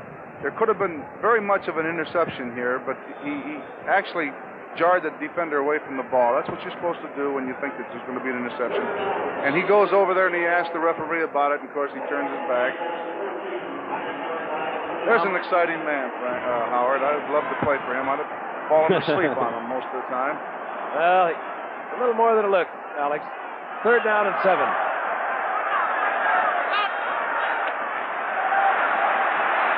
Here goes the screen, and this is Newhouse. Good reaction by the Eagles defense, and Newhouse will be, I believe, short of a Cowboy first down. The Cowboys screaming for a timeout. It's going to be very close, Kipper. He fell forward. I had him about 1.5 yards back of the first down marker. Let's look at it again in slow motion, Alex. Well, I think you're going to see Nyland. What we call slip blocking. And what he does is he gets down. Here comes the play. He lets him go, influences him out, and then he goes right out to that screen. He influences him to the outside, then he comes right down on that screen and watch him do his job. Whoopee. Anytime you're doing a screen, you want that weak side tackle to go to the outside, not to give too much pressure to the inside. And as you can see, Newhouse coming up just short of the first down. That's the situation at the moment. 1 minute and 11 seconds remaining in the first half. The Cowboys out in front, 7-0. Roger Staubach coming in with Tom Landry's play. And it'll be 4th down and a matter of inches. You call that exactly right, Gip. The eyesight is extraordinary. Just short. 4th down, 1 timeout remaining. You know, you mentioned Landry, Alex. I not only played with him, I also played under him as a coach. He was both a player and a coach for the Giants. And the man actually has so much going on inside of him, and he's been criticized many times by our own colleague, Don Meredith, but almost affectionately in a way. He's meant a great deal to many players over the years, and he has a fantastic record. In other words, he's doing what he's supposed to do. Dennison. Oh, and did he make it? This will be very close again. Will Wynn got in there in a hurry, came out in a hurry, and is gesticulating that the Cowboys did not make it. I don't know, Giff. What's your view of this one? Before they measure now. I think it's going to be very close, Howard. In any event, there's only 1 timeout remaining, and the clock is stopped while they measure. No, they did not. Good defensive effort by the right side of that Eagles line. Jerry Patton and Joe Jones. And the Eagles, with 58 seconds, take over. Here comes John Nyland again, who's an all-pro guard. He's popping right out, and he didn't influence that tackle. The tackle went right to the outside and did his job on that outside. And, of course, they didn't make that first down, and Nyland didn't do a good job on that play. He usually does, though. 58 seconds remaining in the first half. The Cowboys in front, 7-0. Roman Gabriel has all 3 of his timeouts, but he sends Bulash over the left side. Brother Tom Sullivan. Sullivan gets 7 yards as the Cowboys obviously were thinking pass. And some of the booing Philadelphia Eagle fans must have been thinking pass. Well, it's rather obvious that Roman is not going to be taking any risk. He has 3 timeouts, but he's letting the clock tick out here in the first half. Goes with the screen, out to Norm Bulash. Bulash had the first down, he fumbled it, and I believe Dallas has it. Indeed, they do. So trying to play safe didn't come up that way for Philadelphia. Dallas will have 19 seconds showing on the clock. The fans of Philadelphia have never been notorious for tolerance.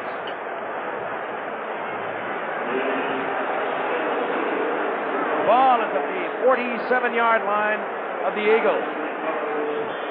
Dallas has the football. They have one timeout remaining. Staubach puts Pearson to the bottom of your screen. Golden Richards at the top. And the attempt went to Newhouse, overthrown.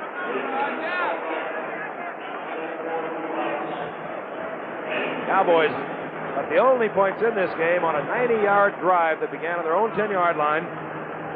Climaxed by Doug Dennison coming in from 4 yards out. Almost exclusively on the ground. 2 pass completions during that drive.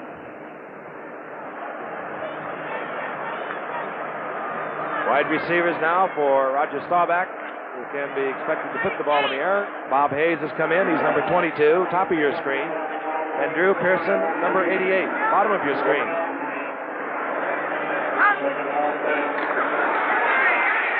Staubach in trouble, scrambling around and gets rid of the ball out there to Bob Hayes. Hayes has the first down. 6 seconds now showing remaining in the first half.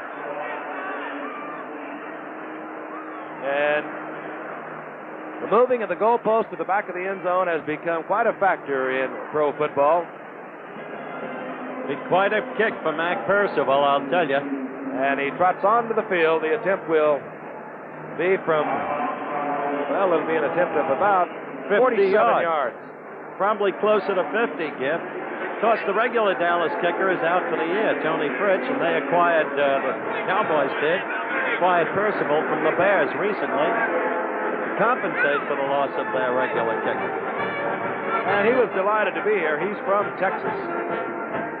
And he was sharing the duties up there with the Chicago Bears with Merle Roeder. And he has the full load at the moment. The attempt will come from the 48-yard line. Greg Morton will do the holding. Action. Oh, it's blocked. Blocked. Oh, and the Fox has no time remaining as Bradley just gets back onto the field of play. So the Dallas Cowboys lead the Philadelphia Eagles 7-0. Tom Landry moving in with the Cowboys to regroup. Some great games around the NFL yesterday. We'll be back with some of those highlights in just a moment.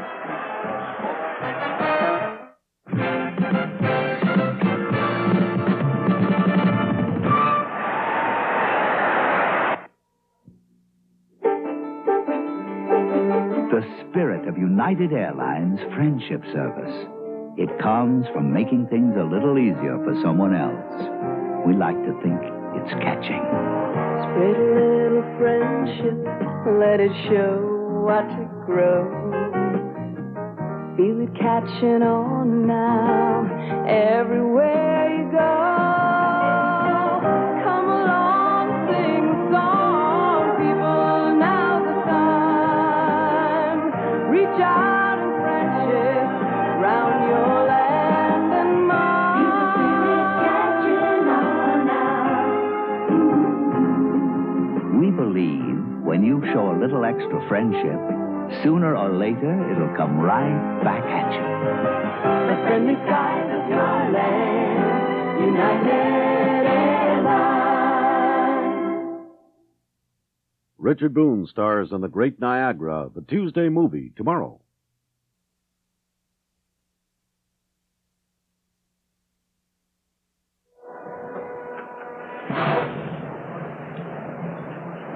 Well, we're back live at Veterans Stadium, Philadelphia, Pennsylvania, a halftime score, and I must say we did not have an overwhelming amount of action. The Dallas Cowboys 7, the Philadelphia Eagles 0. As for the second game in a row, the Eagles are failing to show much in the way of offense. In the first half, though, in the second quarter, Dallas scored, the result of a 90-yard drive in 12 plays, 9 of which were on the ground, engineered by Roger the Dodger Staubach. 2 2 completed passes, 1 incomplete. And you're looking at Doug Dennison, number 21, rookie from Touchdown State, who has a sign here in his behalf as he moves in for the score, getting perhaps the last yard and a half on his own. Then just before the half ended, Mac Percival tried a field goal from way out. It would have been a 48-yard kick. Well, more than that, really. And Joe Jones, Turkey Jones, number 64, blocked it. So our score, Dallas 7 and Philadelphia nothing. Now, our weekly halftime feature, of course. The highlights of the games that took place yesterday. The most exciting plays, some of the most important games. Halftime highlights are brought to you by White Owl. That's who. Here we go with the highlights. Number 22 of the Miami Dolphins in slow motion, as you see him, is Mercury Morris. Missed the game a week ago when the Patriots upset the Super Bowl champion Miami Dolphins. But now in Rich Stadium, Buffalo, ready to go against the Buffalo Bills, who upset the Oakland Raiders last Monday night, 21-20. Buffalo takes an early 3-0 lead over the Dolphins, but in game action now, Bob Greasy, with the Dolphins trailing 3-0, throws a 1-yard touchdown pass to Jim Mandich, the tight end, number 88. The Dolphins lead 7-3. Moving on to third quarter action, it's Miami 14, Buffalo 3, but the Juice has a word for it and a run for it. Up the middle, 22 yards, fumble into the end zone, recovery by Ahmad Rashad, and Buffalo is back in the game at 14-9. The conversion missed. 3 minutes and 12 seconds gone in the fourth quarter. It's still 14-9. Watch Zonka, 39 block. Watch the accompanying block. And watch Mercury Morris, number 22, through the hole, cutting back, eluding tackling, moving straight ahead, 17 yards. Touchdown, Miami is back, beating Buffalo 24-16. Little Mac Herron, a refugee in effect from Canada in a football sense. Number 42 to the left of your screen. Sam Cunningham, number 39 to the right. The Patriots at Yale Bowl against the Giants. First quarter, the Giants with the ball. Snead, 16-30, Johnson. He breaks 2-3, tackles in for the touchdown. The Giants take a first quarter 7-0 lead. It's 2 minutes or thereabouts remaining in the first quarter. 16, Plunkett to Little Mac Herron, 42, touchdown. The game is tied at 7-all. Moving to second quarter action. The Giants leading 14-7. Plunkett back in the pocket. Good protection. Downfield. Randy Vataha, 38 yards. Touchdown. 14-14 tie. In the second half, the Patriots moved ahead 21-14. And then Little Mac Herron again on a 4-yard sweep around the right side. 28-14. And on the Patriots went, unbeaten, 2-0 to win it, 28-20.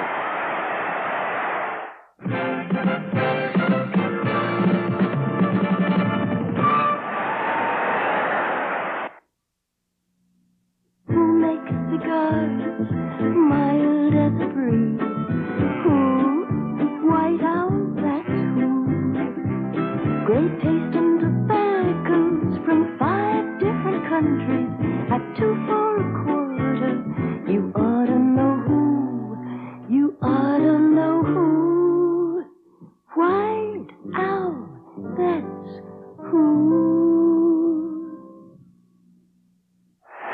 That's Tommy Prothro, head coach, San Diego Chargers, fired previously by the L.A. Rams, determined to prove himself at Riverfront Stadium against the Cincinnati Bengals. And that's Glenn Bonner, number 21, a rookie from Washington, moving in for a score. San Diego surprisingly leads 7-0.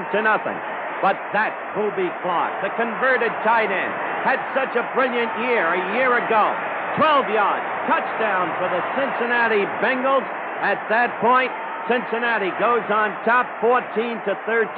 It's third quarter action. It's 17-13 now as San Diego begins to engineer a comeback drive. That was Don Fouts to Jim Byrne. This is Don Fouts to the tight end, Gary Parrish. Who is Don Fouts?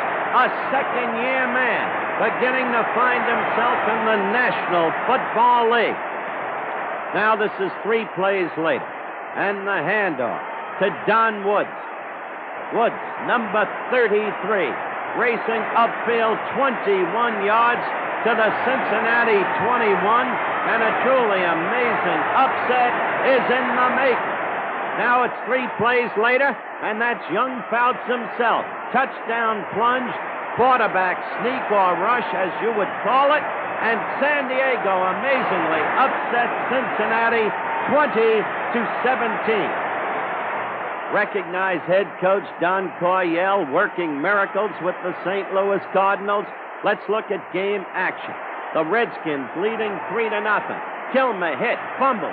Ron Yankowski picks up the football. He will run unmolestedly downfield for a touchdown as the Cardinals assume a 7-3 lead over the Redskins, the very score by which they upset the Eagles a week ago. All right, it's 7-3. The pitch out to Terry Metcalf. Watch this young man accelerate. Now watch him high step. Nobody's going to touch this speedster. St. Louis goes ahead 14-3, winds up with another upset victory, 17-10.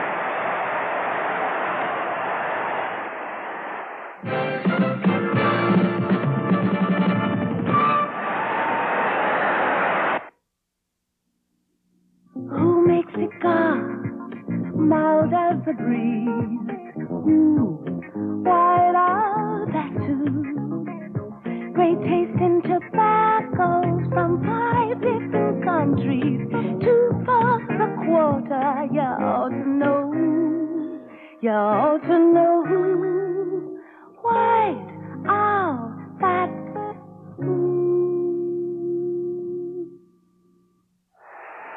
The Denver Broncos in a huddle. John Ralston, their coach, exhorts them on. Mile High Stadium, Denver. The Broncos against the powerhouse Steelers. 4 minutes into the first quarter.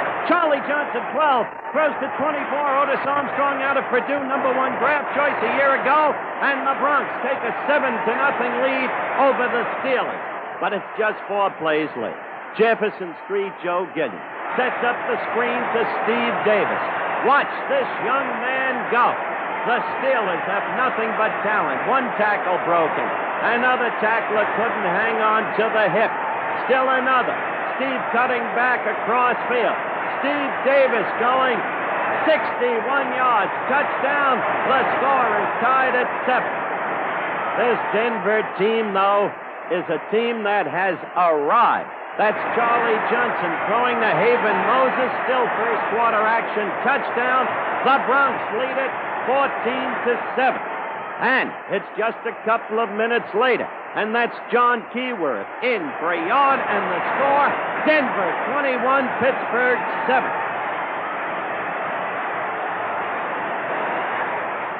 Now, Charlie Johnson.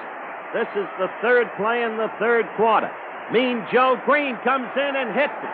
Denver leading at the time 21-14.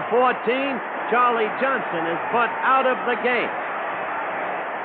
What a ball game this was. 3:06 remaining in the 3rd quarter. The score tied at 21. Steve Ramsey now in at quarterback. Hits the tight end, Riley Odoms, who came on so strongly a year ago. Denver reassumes the lead at 28-21. But it doesn't take Jefferson Street Joe very long. He hits the rookie wide receiver who created such a commotion in the preseason play, John Stallworth. Good for 48 yards. And just 5 plays later, 35, Steve Davis again.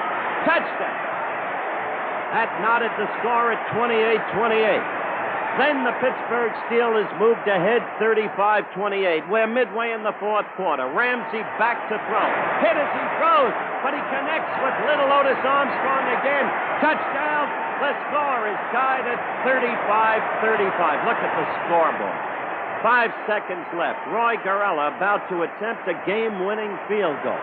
The kick is blocked by Bill Thompson, number 36, out of Maryland State. That's what it was called then. And so the game went into overtime. And they played a full period, a scoreless full period.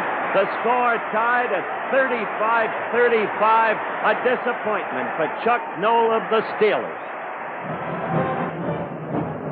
Halftime highlights have been brought to you by Mild as a Breeze White Owl. That's who. And you see the score at halftime, 7-0, Dallas over Philadelphia. We're live at Veterans Stadium in South Philadelphia, Pennsylvania. And you see more of the signs that populate the stands all the way around the entire arena. And with us again at halftime is our new colleague, number 71 of the Detroit Lions, Alex Garris. And I must say, Alex, you should be happy with this jacket. It's closer to a fit. No, it's not. It's even worse than it was last week. This is Rune Arledge's coat. It's a size 44 with 3-inch fleece, for crying out loud. I didn't know the man was deformed. Arledge looks heavier to me than you do. I'm enjoying this. This is quite a show, you know, and this is my second time. And it's really a freak circus. I think this is terrific. The way you incite this whole crowd is amazing. Look at that. Send me to the World Football League, which is where we brought you from. How do you like that? Listen, Alex, getting back to the game. The perplexing thing, the continued absence of offense on the part of the Philadelphia Eagles. The failure virtually ever to throw to 86, Charlie Young, the superb tight end. How do you account for it? Well, I was going to say that. They haven't thrown to Charlie Young all night, and what I thought they were going to do, or what Roman usually does, is he plays a controlled offensive pass game. He throws an 8-yarder, a 9-yarder. He gets down the field. He doesn't throw a lot of bombs. Tonight he's come out and he's thrown Carmichael 6 or 7 times way down the field. It's not the Roman Gabriel that I thought I'd seen it this evening. On the other hand, Staubach came out, and with second down and a few yards to go, he threw the ball too in the first quarter. So consequently, I think both quarterbacks wasn't doing what I thought they'd do. So consequently, you got a 7-0 score. Staubach's efficiency materially improved when they started running the ball, Howard. They started running the ball, then they set up the pass. Okay, now look at that. World heavyweight. I don't want to fight you, Alex. Verbally? Yes, I'll match you in vocal truculence. Vocal what? Truculence. It's so amazing. Hey, look at Roman there on the monitor. He can't be happy with himself. No, he doesn't have a good. They only had 2 first downs the whole first half, and that's not like Roman Gabriel. And I'm sure he's very upset about the whole thing. 3 for 9 is not a good night for Gabriel. Well, what do you think they're going to do this half? Well, there's no question that they're going to have to go back to what they do best, and that's to throw the short passes. They're definitely a passing game. They like to pass the ball, but they like to keep it short, and I think they're going to have to do that. Charlie Young's got to catch some passes tonight, or else they're not going to be able to put any score on them. Well, they're going to have to get the ball first, and they're going to have to stop Dallas to do that. Dallas, as I recollect it, will be receiving at the start of this half, Philadelphia kicking off. Under any circumstances, we're close to the kickoff. Let's return it to the Gipper. Thank you, Coach, and thank you, Alex. And ABC's NFL Monday Night Football, the Dallas Cowboys versus the Philadelphia Eagles, is being brought to you by Sears Tire and Auto Centers, home of the Die-Hard battery and the Sears steel-belted radial tire, and by Lincoln Mercury, who invites you to see all their new 75s, including the new precision-size Monarch, Friday, September the 27th, the Day of the Cat. The second half about ready to get underway. The Dallas Cowboys leading the Eagles 7-0.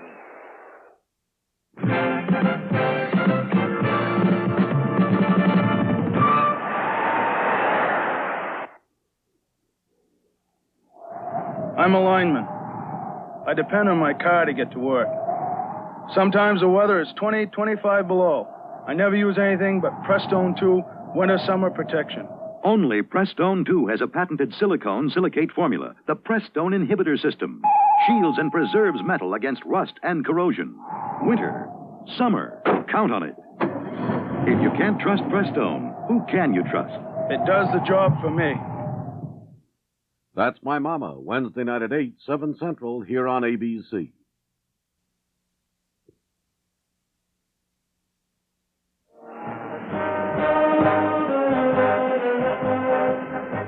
A jam-packed Veterans Stadium in Philadelphia, over 65,000 fans on hand. as Tom Dempsey gets set to kick off the second half. The first half, the Cowboys dominated play, and certainly in first downs, but they lead by only 7-0. Dempsey kicks deep. It'll be taken by Dennis Morgan, a rookie from Western Illinois. And Morgan is hit at the 12-yard line and gets out to the 24-yard line. 23-yard return. Offensively for the Dallas Cowboys, we'll anticipate, of course, Roger Staubach being in there at quarterback. His setbacks, number 32, Walt Garrison, and 44, Robert Newhouse. If you came in late, we'll tell you that Calvin Hill, the all-pro fullback for the Cowboys, apparently re-injured a toe that he hurt last week against Atlanta. He will not be back in action. The wide receivers are 88, Drew Pearson, and Golden Richardson's 83. Right now, they go with the two tight ends. Billy Joe Dupree, 89, Puget, 84. Newhouse. And Newhouse goes down as Bill Berge reads the play beautifully, coming across, and the safety man, Randy Logan, came up quickly from his position. There's no question about Berge taking the key on this particular play. The guard moved to his right, and so did Berge. Now watch Berge come right through. There he goes. He sees the play of the guard. He comes right out, knifes right through, does a good job. And then there's a back that comes up and moves up really quick on this play too. Logan was there, and Steve Zabel, the linebacker, was also there. A loss of 4 yards, all the way back to the 20-yard line. John Nyland checks the snap number with Roger Staubach. That's the left guard for the Cowboys. Pearson motioning towards you. The play fake by Staubach. He goes with the screen over to his tight end. They go to free, and that was spread beautifully. Bill Wynn, number 71, spread that screen to Dupree to perfection. Well, we've only had a couple of plays from scrimmage, Alex, but Mike McCormick must have done something in that dressing room because the Eagles have come out all charged up. Well, I certainly think there's a psychological lift, too, when they blocked that field goal. That could have been very easily 10-0, and they're still in the ball game now at 7-0. Another loss of 5. It'll be 3rd down and 19. And this is when the Eagles will really be turning it on. Staubach puts Pearson out to the left. He's picked up there by Joe Lavender. His other wide receiver, Pearson, goes out to the right to be picked up by John Outlaw. The Eagles in their prevent defense. 4 linebackers and 3 front men. Staubach, nevertheless, under pressure. Eludes Berge, then he goes down at the 24, chased there by Jerry Patton. Far short of the first down, and the Cowboys will have to turn it over to what appears to be a fired-up Eagle team. Calvin Hill looking on from the sideline. Hurt his big toe, re-injured his big toe in the first quarter. He will not be back into action. Marv Bateman comes in for Dallas. The single safety for Philadelphia, Bill Bradley, and he can be dangerous. Led the league in punt returns in 1971. Flags fly as Bradley calls for the fair catch at his own 40. 36-yard punt. Again, a flag is down. I think there's an illegal procedure against Dallas on that particular play. I think that's what they're calling right now. I think you're right. Mr. Bateman will... Well, they're going to accept it. They're going to decline the penalty and take the football. All right. So Philadelphia will take over 1st and 10. They'll move from their own 40-yard line. Newhouse apparently has injured something else now. He's getting taped up on it's the left leg. He's getting taped up, shaking his head, saying, "Man, I got to get back in there." Would you have declined that penalty, Alex? Answer it later. We're back to the action. All right, Roman Gabriel back at quarterback. Number 5 had his problems in the first half. His setbacks are 25. Sullivan, Boulash, 36. This is Sullivan. And he runs right into the arms of big Bob Lilly. He maybe gets a yard. Wide receivers for Philadelphia, Don Zimmerman, number 80, Carmichael, 17, their tight end, Charlie Young. There's one thing really you don't do against Bob Lilly, and that's not to block him. Nobody blocks Bob Lilly. He moves laterally as good as anyone does. I think there's an effort to block him, but he's moving right down the line. It's against Wayne Key, and he just knocks him right down. Knocks the ball carrier right down. Lilly's great laterally. 2nd down and 9. There's a dog right there. That was a dog. Cornell Green on the safety blitz. Cornell Green, the 13-year veteran. And we were talking about experience, Alex and Howard, earlier in the game. Interesting to me that Dallas, in their secondary of Waters, Green, Harris, and Renfro, and their linebackers, they have 56 years of experience. In contrast to the Eagles secondary, the same 7 players who have 26 years of experience. Now they put Too Tall Jones in the defense to rush the passer. Let's see what kind of a job he does on this one. And Harvey Martin is in there. Too Tall Jones is 72. He's will be at the top of your screen. Martin is 79. The screen pass goes to Bulas. And Cliff Harris nails Bulas after a gain of 3. And I mean, he nailed it. I still would not have declined that penalty and taken the football, Alex, to get back to my earlier question leading up to that whole sequence of downs. And Gabe is obviously upset with himself and I guess with the boos of the fans.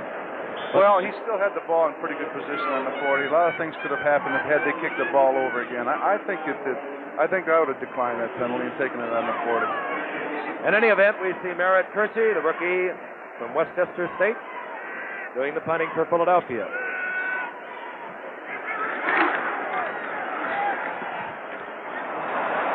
And not a good kick. And is marked out of bounds at the 34-yard line. Dallas will take over. 10:25 remaining in the third quarter. Dallas out in front of the Eagles, 7-0. We'll be back in Philadelphia after this. Morocco. Blistering hot desert. Twisting, turning roads. If a set of tires could survive this kind of punishment, you'd figure that'd be proof enough. But it wasn't. We took the same set of Sears steel-belted radios that ran Morocco and put them on American roads to see what they had left.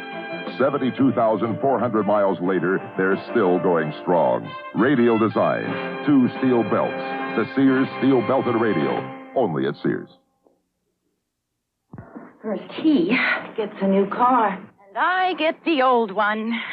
Then he leaves his car in the garage, and mine sits outside. And now I have to give him a start. I don't know what I'd like to give him. What, dear? A die-hard of your very own. Dear. The Sears Die Hard. Ask the woman who owns one. Sold only at Sears. Look at those halftime statistics, folks, as a vivid evidence of Philadelphia's offensive futility. 27 yards gained passing, only 47 rushing, and that's reflected in the first down figures, only 2 first downs. So clearly, Dallas has been dominant, though not overwhelmingly so. They've had their own deficiencies tonight. It's still a ball game. And Philadelphia, with a weak punting game, again has given Dallas good field position. They move now from their own 34-yard line. The 2 tight ends. Fugit and Dupree are there. This is Newhouse, and he slips and goes down. And Newhouse is not 100%. We told you Calvin Hill is out. Newhouse was hurt. And he came back into play. Look at that fella's nose, Alex. Did that ever happen to you? Picard. Well, you know, he has that darn face mask wide open up there in the middle. He should have a nose like that once in a while. I had the big rim around it. I couldn't get hit in the nose. Never got damaged at all, did you, through all the years? Absolutely not. I stayed away from everybody. Second down now and 12. A loss of 2. The ball at the 32 of the Dallas Cowboys. 9:46 remaining in the third quarter. Flags flying all over the place. The pass goes out to William Houston, who hits the ball out to the 44-yard line, but again, flags are down. There was a gain of 13. 3 times Staubach has successfully used that precise pass pattern tonight, Alex. Well, it's a safe pass pattern. If the receiver doesn't catch it, it's going to go out of bounds. It's what we like to consider a very safe way of throwing the football. Roger the Dodger. He's written a new book, by the way, Giff, together with a couple of other gentlemen, published by Word. It's called Staubach, First Down, Lifetime to Go. If he writes like he plays, it'll be worthwhile. Illegal procedure against Dallas. That makes it second down and 17. Pearson comes out on the pass situation to the bottom of your screen.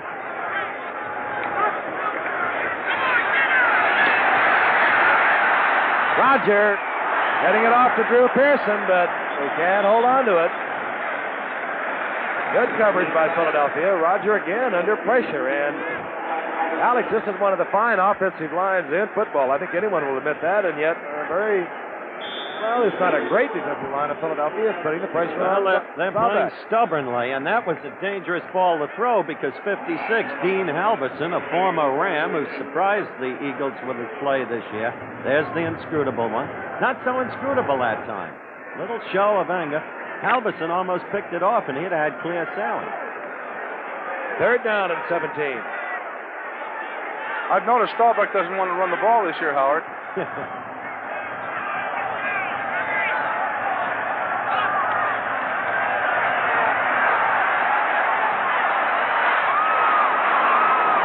Staubach, and he gets it out there to Pearson, who has the first down, and he threw that in brilliantly. Staubach going back, slipped, and Pearson found that empty gap out there in the Eagles defense, and the Cowboys have a first down. They're inside the Eagle territory at the 48. You know, it's tough when you're playing defense and you're going into the last half and you play, as good as you can play, and you're getting no offense at all. Defensive ball players get a little upset about it. Once in a while, they'll run over the quarterback and say, "How much is a touchdown?" They figure maybe they don't know anymore. In our case, our quarterback used to yell out, 5 points. So Staubach started out 0 for 6. He's now 10 of 20 for 113 yards. Newhouse. And Patton holds on to Newhouse after he gains 2. Down to the 46. Robert Newhouse out of the University of Houston.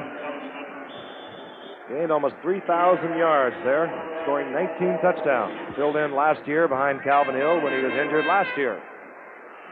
Got a lot of experience as a rookie. And has paid off. Because Calvin Hill, as Howard mentioned, will be one of those 6 members of this Dallas team that will be moving on to the WFL in the future. 2nd down and 8. And Garrison this time picks up a couple of yards as Philadelphia toughens up. Gary Patton in there to make the stop. Actually, there were 8 members originally of this Cowboy unit that signed with the WFL. 2 of them were traded, Otto Stowe and Mike Montgomery. Exactly right. You talk about toughening up. We've got a team next Monday night that's really toughened up. The Denver Broncos of Johnny Ralston with an awful lot of talent. Charlie Johnson will be back in action. Shoulder injured yesterday, but he'll be back against the Redskins. On the nation's capital next Monday night. But right now, the Cowboys look over a 3rd down and 7 at the 45-yard line of the Philadelphia Eagles. They have a slim lead of 7-0. Garrison open in the flat, and Roger dumps it off.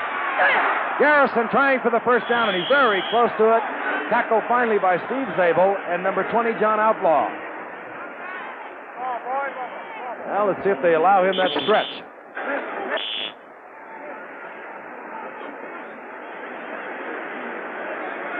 Garrison, he never gives up. He's not going to be the big play for you.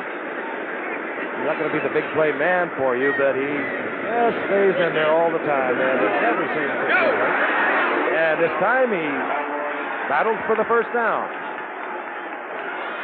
This program is being brought to you as a special exclusive of ABC Sports. Right now, let's pause 5 seconds to allow our local stations to identify themselves. Well, there, ladies and gentlemen, is Too Tall Jones. 12 foot 8, 8,621 pounds, and breathes fire. What did they say last week? He had 3 sacks, he blocked 2 passes, and he had 5 scares. Incredible game as a rookie in his first game against Atlanta. Dallas first and 10. They're on the 39-yard line of Philadelphia. Dominating in possession, if not the scoreboard. However, they lead 7-0. Newhouse nailed right at the line of scrimmage. Zabel and Patton is playing a fine football game. Gary Patton, the defensive right tackle. He is. He's been in a lot of plays tonight. That's a critical series, I think, for the Eagles. They must hold to stay in this ball game, Alex. Dallas has been chewing up the clock the whole quarter, and we have about 6 minutes and 10 seconds left to go in the 3rd quarter. And so far Dallas has not been scored on. They were scoreless. No one could score on them last week, and of course this week Atlanta didn't do it. Maybe the Eagles won't be able to do it. Second down, a little more than a yard for Dallas. Roger with the screen goes out to Drew Pearson. Neely, the big tackle, was out in front, as was Nyland. Pearson coughs up the football, but it goes out of bounds. A gain of 8. It's going to be 3rd down and 2.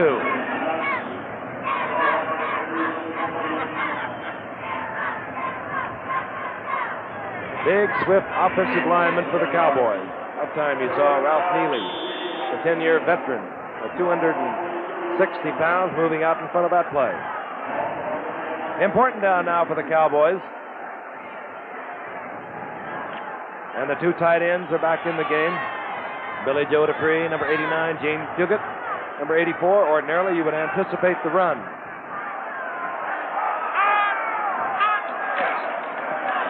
And getting the call is Garrison, and Garrison is close to another first down. Did you see that face of Picard's a moment ago, Alex? There's no mistaking. He has a deviated septum. Just a little scratch. That's all. That's all. That comes from a man who was sent to the hospital by Chuck Bednarik and regards anything less than that as only a minor injury. That was a little more than a scratch. That smarted a great deal. All right, and just that much are they short. The Dallas Cowboys will have a 4th down. Frank Gifford along with Howard Cosell and Alex Karras. 5 minutes and 31 seconds remain in the 3rd quarter from Philadelphia. The Cowboys and the Eagles. The Cowboys lead 7-0.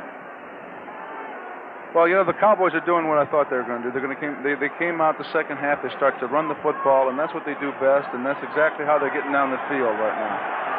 Interesting, too. A year ago, you would have cleaned the field goal unit on the team. However, you do not now. Cowboys on 4th down and inches will go for it. Staubach with the rollout and was almost nailed. He was nailed. Getting in there quickly was Willie Cullers, the rookie from Kansas State. Willie Cullers was not expected to play, and he maybe has made the play of the night for Philadelphia. Well, let's get a look at this flag situation. Willie Cullers has been the most impressive rookie in the Eagles camp.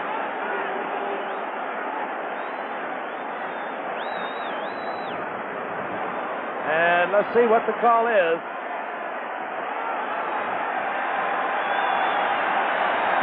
With the intentional ground, the illegal forward pass, and with that goes loss of down. Philadelphia takes over. But again, it was Willie Cullers who got in there and put that pressure on. But Philadelphia, who seemed to be fired up earlier in this second half, has a great opportunity. They move from their own 43.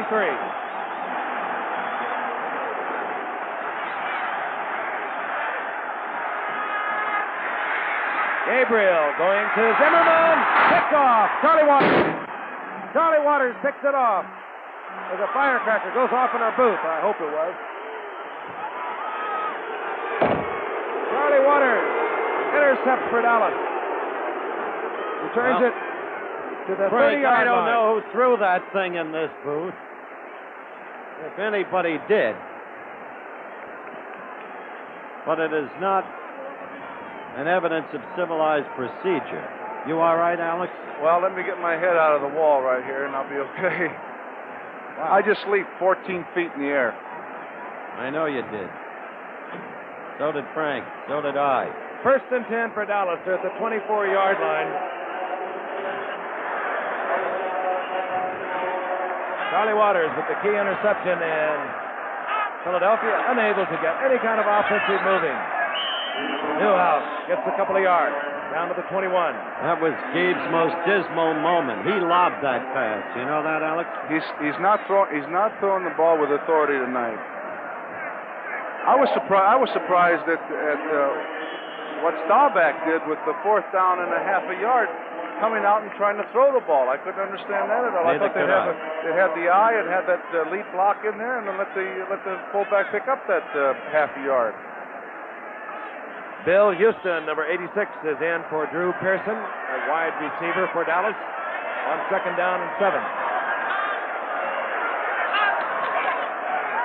Rogers flooding his backs, and he gets in trouble as Patton gets his hands on him, and he cannot get the pass off to Billy Joe Dupree, at least where he could catch it.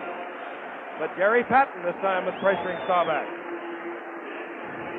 Well, I'm surprised, I shouldn't say surprised because it's a young defensive line that Philadelphia has, but they're putting pressure on Staubach tonight. There's no question about it, and I think that McCormick has really gotten these guys playing football. All right. Look at that now. That's John Nyland, the all-pro guard for Dallas that he's feeding. And it just threw Staubach's timing off enough that he could not get the ball to Dupree. Third down now at 7. The two wide receivers are back in now, Golden Richards and Drew Pearson. Going for Pearson, complete. First down, right on target for Roger Staubach. Joe Lavender was covering, and he wasn't covering that poorly. It's just a difficult pass to cover when the receiver and the quarterback are in sync. Let's look again, and again Staubach with that perfect timing, just almost impossible to cover, man for man, when all the timing comes together. Pearson now, 6 receptions, 87 yards. After the first week, he was tied for the lead. He caught 5 against Atlanta. He should be well up there again after this week, or after tonight. From the 10-yard line, here comes Newhouse.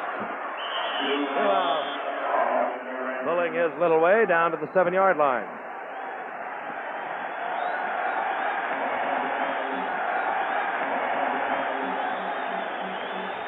Gain of 3, it'll be 2nd down and 7. 3:36 remaining in the third quarter. The Eagles, who lost their opener to St. Louis, against the Cowboys, who won their opener against Atlanta. Cowboys out in front, 7-0.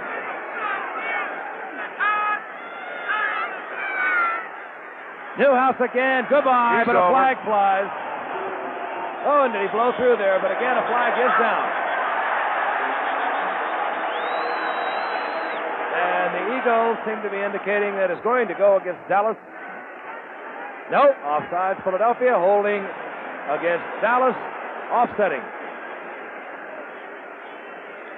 And Jerry Patton seems to be shaken up. Number 77. He's had a fine football game thus far for the Eagles, and he'll get some relief as Mitch Sutton comes in, number 79. Mike McCormick is apparently limbering up Johnny Reeves, the youngster from the University of Florida. And yet, he knows that Gabriel is his key guy for the year. It's a difficult time for McCormick. On 2nd down and 7. Cowboys come right back with the same play. They scored on, but was called back. This time they get about 3 yards out of it. They're inside the 5. They'll probably mark it at about the 3.5. Bill Dunston was there to make the stop with Philadelphia, with a lot of help from his friends.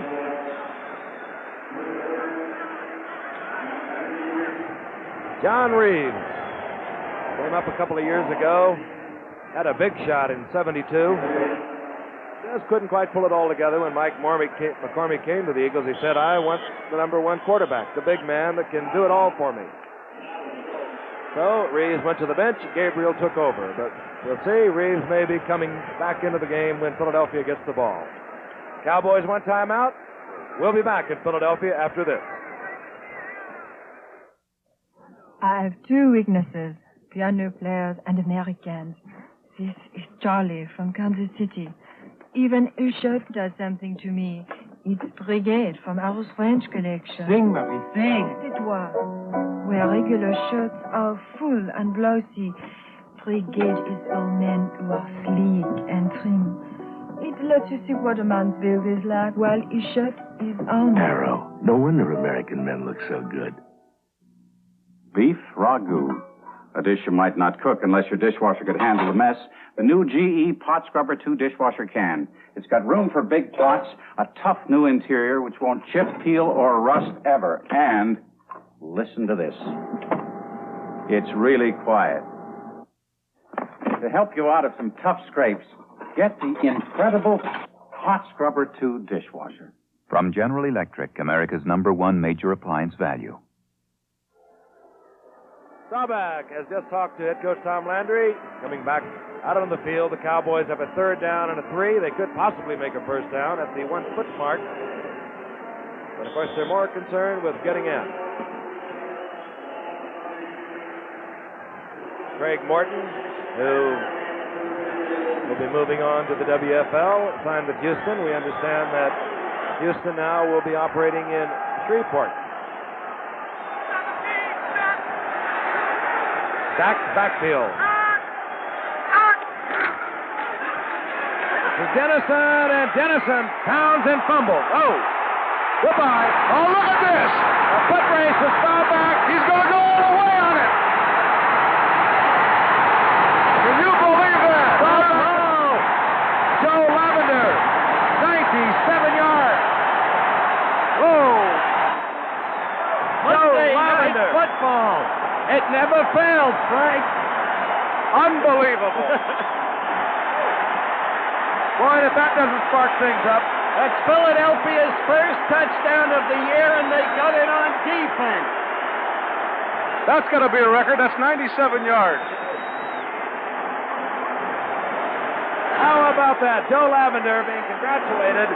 Dennison, the rookie from Kutztown State, Pennsylvania, gave it all he had, running out of control, trying to get in there for his 2nd touchdown of the night, coughed it up, and Lavender picked it up, outran Staubach for 97 yards. His glasses stood him in good stead. He saw the football all right.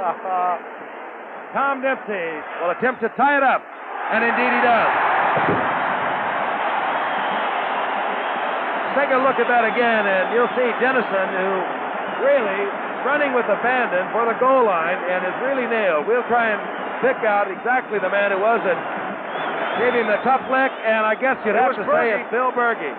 Now look at the scramble. And you better believe he has speed because Roger Staubach isn't slow. He had a good angle, and yet Lavender used every inch of the playing field, getting to the sidelines and just turn it on. And what a thrill for the 2nd-year man from San Diego State.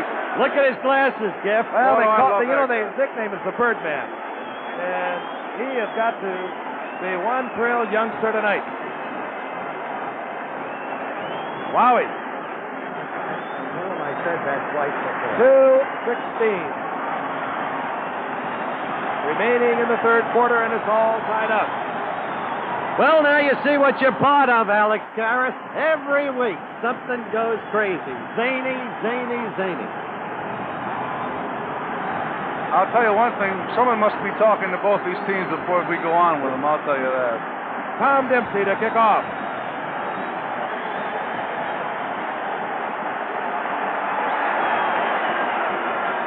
This will be...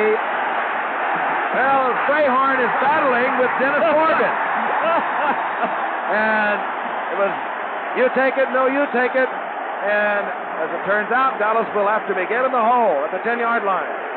And if you're wondering about Lavender possibly having set a record, Alex mentioned it, and the record was set by Jack Tatum against Green Bay in 72, Alex, 104 yards. That's right, but let's look at this again, Alex. This is you get a cat, no, I'll get a cat. No, you get a cat. Strayhorn finally falls on it, but a 97-yard fumble return can upset a lot of things. You think the Eagles are sky high now, Frank? Oh, you better believe. Staubach, and he hands off to Walt Garrison, and Garrison pulls Eagle tacklers with him over the 15 to the 17. As Dallas is now determined to attack, and make up for it. Let's have another look at that play that resulted in the Philadelphia touchdown. Here we go again. Well, he's got all the blockers out in front of him. Dennison does a good job. He cuts in. He's fighting for everything he got. Berge really unloads on him. Yep, that's what did it. And there it goes. Good hands by Lavender on that play. 2nd down and 3. Dallas trying to pull it back together again. They hand off to Garrison, and Garrison will lose a couple. Bill Johnston, number 61, moving across to make the stop. Landry. Giff mentioned that now official record of 104 yards on a fumble return by Tatum. If you remember that play, Giff, the officials made a mistake. but it was allowed to go through, and it's a new official record. Harold Carmichael, number 17, waiting to get into action. Big down for the Dallas Cowboys. Third down. Now call it a long 2. The ball resting just short of the 19-yard line, their own 19. And they will not get the first down. Newhouse tripped up by Will Wynn and then nailed by Bill Berge. Well, we got a football game with 35 seconds left and counting down in the third quarter. We're at 7-7. Maybe the Eagles don't deserve it. The Cowboys were pushing them all over the field. But in the clutch, at the goal line, the rookie who scored the earlier touchdown fumbled. Lavender recovered, went 97 yards, and that was it. And Bill Berge, 66, whom you sing on that play, is having himself some night tonight. Marv Bateman to punt for Dallas. The single safety for Philadelphia, a dangerous one, Bill Bradley.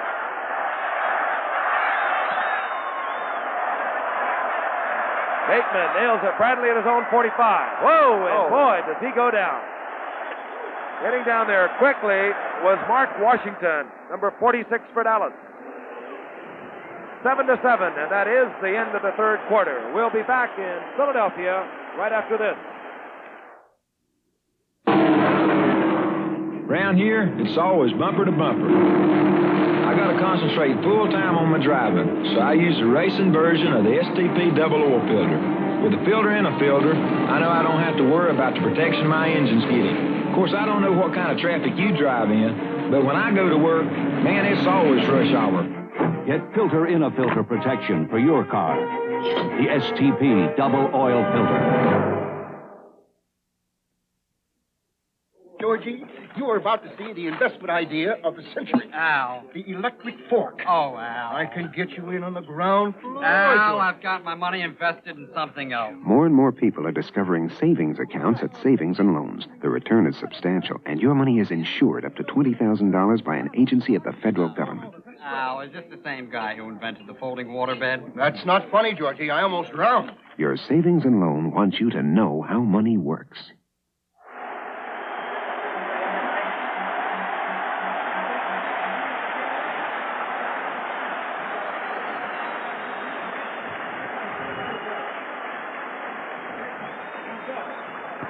You're watching another exclusive of ABC Sports, and that's the end of the third quarter with the score Dallas 7, Philadelphia 7. We'll return after this word from our local station.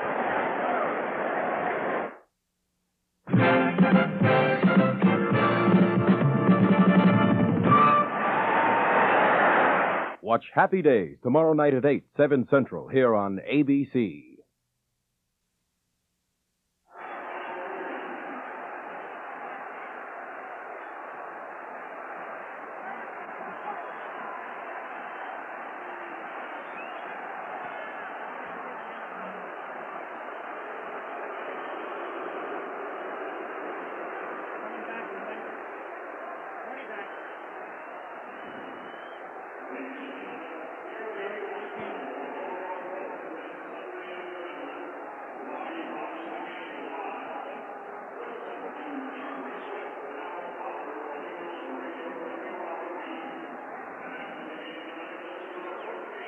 Back at Veterans Stadium in Philadelphia, a few moments ago, you saw Dallas punt to Philadelphia. A fair catch was called for by Bill Bradley. However, as the third quarter ended, Dallas was detected with ineligible receivers downfield, so they will punt again. Marv Bateman will punt to Bill Bradley. Bradley standing just at midfield with a fine opportunity to put Philadelphia in good field position.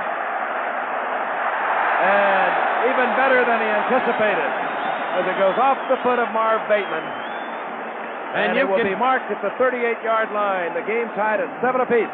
And Mike McCormick now forgets all about John Reeves, the youngster from Florida. He plays it safe, Alex. He goes back with the veteran Gabriel, as bad a night as Roman has been having. Well, he's got to go with the experience now, and Gabriel can get him in. All right, the two setbacks are Sullivan, 25, and Poe James, known as number 27. He has replaced Boulash. This is Sullivan. Turning the corner, gets the first down. He gets down to the 25, inside the 25, before he's dragged down by his jersey by Leroy Jordan. The best ground gain all night by the Philadelphia Eagles. As we look at it again, and in the third quarter, Philadelphia had the ball for 2 minutes and 5 seconds. Only 4 plays. Look at Sullivan moving ahead. Jerry Sizemore, the number 1 draft choice of a year ago, got in a good block there, number 76. They had the ball 4 plays in the third quarter, and they tied the score. First and 10 at the 25-yard line of Dallas. Sullivan gets the call again, and this time he coughs it up, and have they ruled it dead? Yes, they have. Oh, and how about Carmichael taking it out of the hands of Cornell Green? All for nothing, of course, because the ball had been ruled dead where Sullivan made contact with the ground. 8-yard pickup. 21 quick yards by Sullivan in the last 2 plays. Watch this now. Carmichael will come back. He thinks that Cornell Green maybe had recovered. Second down. Call it a long 2. The ball at the 17 or the 18. Sullivan again, or rather Poe James this time, trying the middle, running into Bob Lilly, Jordan, and Jethro Pugh. We're going to show you Joe Lavender now, the guy who just went 97 yards. There he is. There's his glasses. Look at his eyes popping out there. I've never seen a guy play with glasses on before. I think he can get away with it because he plays really in the backfield. He doesn't make a lot of contact. If he played up in the middle of the line, he'd get him cracked every other play. A most happy fella. 97 yards. He went with the Cowboys fumble to tie it up just a few moments ago. Third down, an important situation for Philadelphia at the moment. They tried to run on this situation on 3 different occasions. They try again, they fail again. 3 times now, Philadelphia has been turned back on the third and a long 2 situation trying to run it. Dallas, tough against the run. Now it's going to be 4th down. And Tom Dempsey comes out onto the field.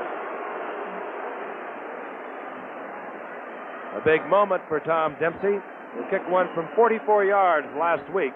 There's no question that these teams hate each other. Now watch Charlie Smith get a nice little popper. Number 85. Watch him give a little pop. Left of your screen. Watch it now. Wacko! Let's get it one more time. I love this. This is football, folks. Wacko. 39 yards out, Tom Dempsey, or rather 34 yards out. Dempsey will attempt to untie this football game. And Dempsey knew before anyone that he had made it. Philadelphia moves out in front of Dallas 10-7.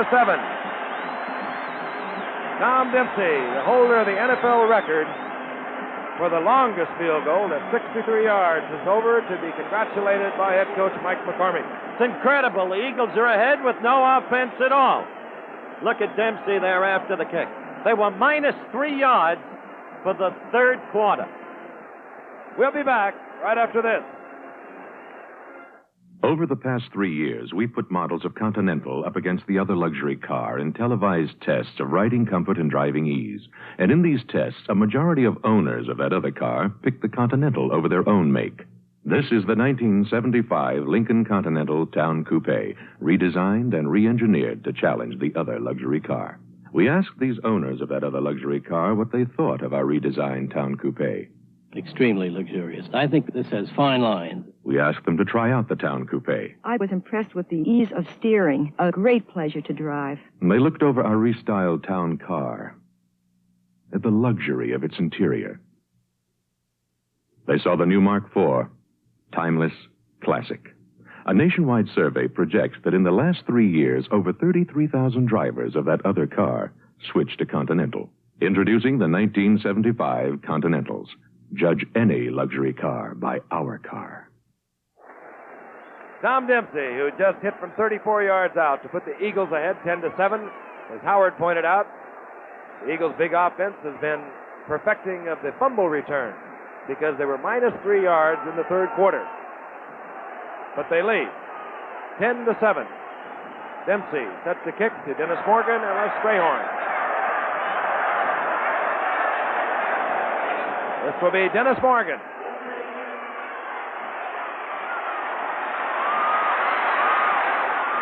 And it was Dempsey that made the stop. Otherwise, Morgan might have gone all the way. Tom Dempsey. Ladies and gentlemen, we're going to show you something, and this is why they call this kickoff team the Suicide Squad. They're coming right down. Watch 52, Riley.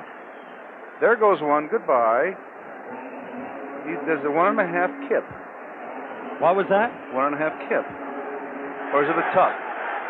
Dallas takes over. They'll move from their own 43-yard line. They've had all the offense, but they trail on the scoreboard. Golden Richards, very close to the first down, right in front of his own bench. Joe Lavender covering Richards. Gain of 9. Here comes the messenger man, Gene Fugit, with the play from head coach Tom Landry. 11:39 remaining in the game from Philadelphia. The temperature, the beginning of the evening, 55 degrees. It has now dropped into the middle 40s. Second down, call it less than a yard. Play fake by Staubach. Complete to Drew Pearson. Pearson has it at the 35, another Dallas first down. Covered there by John Outlaw and dropped by Outlaw. Here comes a match between Outlaw and Pearson, and every time they seem to need a big down, they go to Pearson. Outlaw does a pretty good job. He backs up. He's supposed to do exactly that. He beat him a little bit to the inside on that. Pearson goes up a nice catch, and here comes Outlaw on it. It's a very pretty catch, Howard. Outlaw can't cover him one-on-one. Not only does Pearson outmove him, but he's too big for him. First and 10 for Dallas. They're on the 33-yard line of Philadelphia.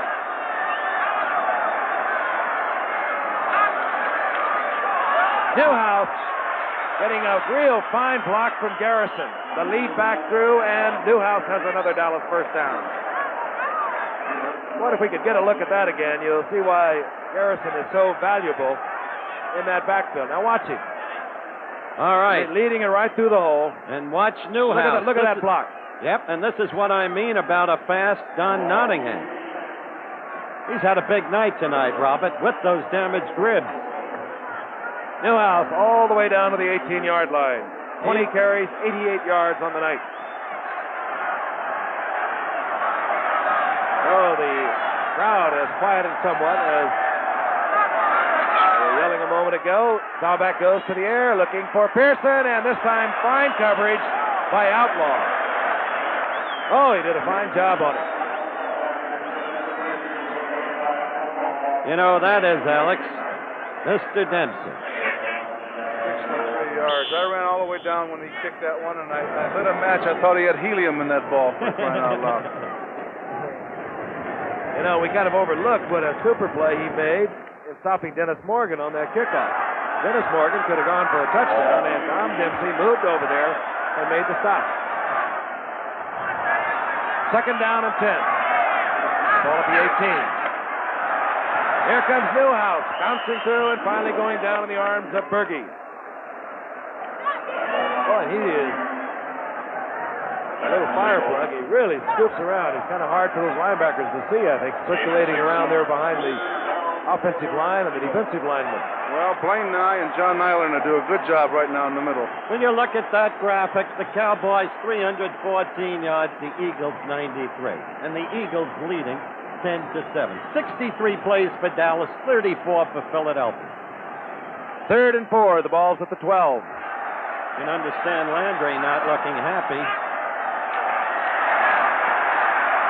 Staubach trickles it off to Garrison. Very close to the first down. It will depend on where they mark it. Steve Zabel was right there. Actually, Staubach was trying to go to Pearson. He was again covered well by Outlaw. And it will be short of the first down, and out comes the field goal unit. Well, they got a half a yard to go. Howard, Landry is doing the right thing. Put the points on the board. You got 8 minutes and 50 seconds left. Plenty of time. Dallas has dominated the game offensively all night. Offensively, Philadelphia has done nothing. Dallas can get the ball back and go on to victory. Tie it up now, Alex. I agree with you. Well, Landry will be glad to hear that. And we all agree.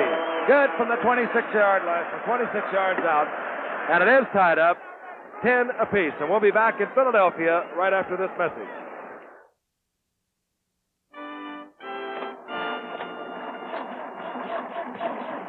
Come on, baby, you don't quit on us.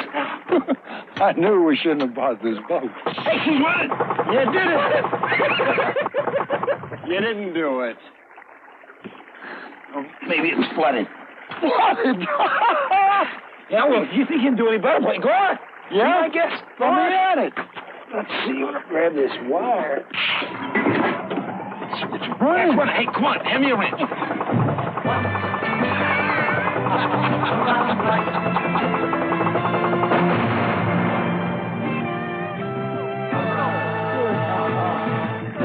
When you only go around once, you learn to reach for the gusto in life. In everything. Even your beer. That's why there's Schlitz. Why settle for less?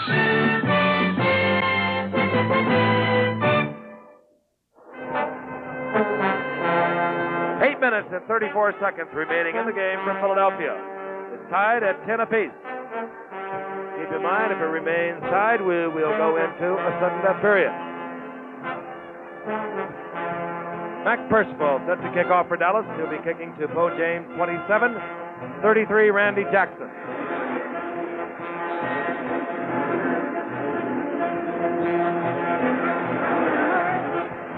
And this will be Bo James at his 6th, and he bobbles the ball.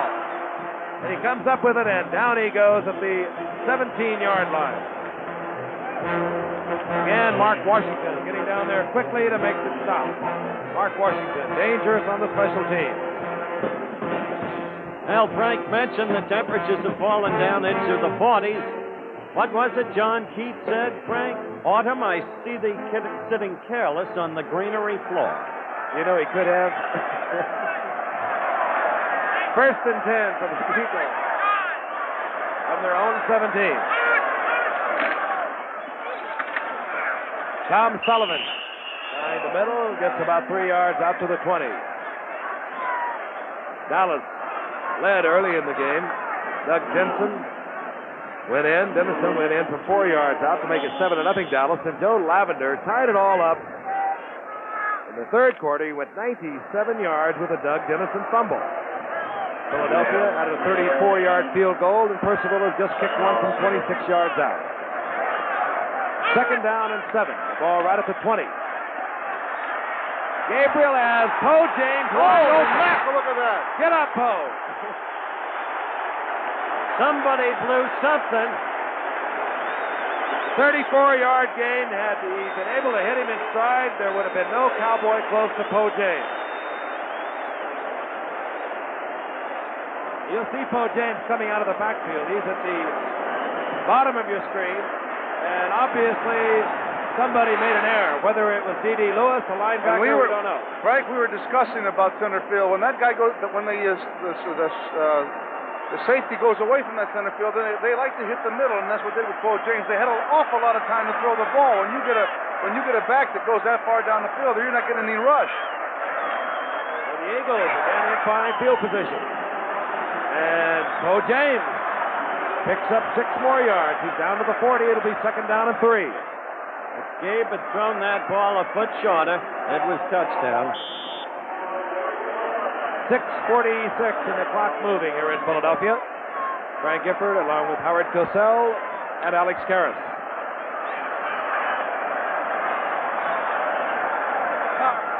Zimmerman wide to the right for Gabriel.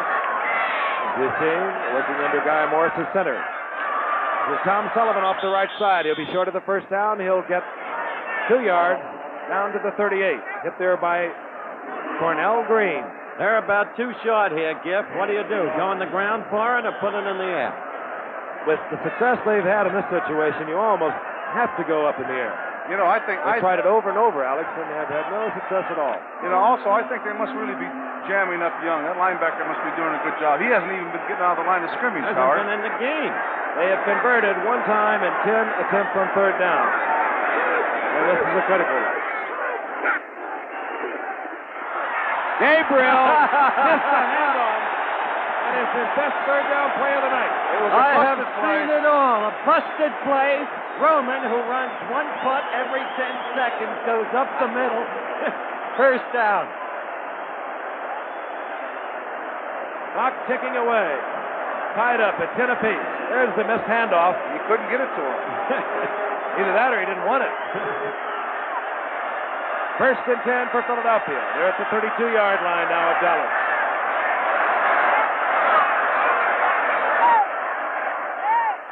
To Sullivan nailed after a gain of about what?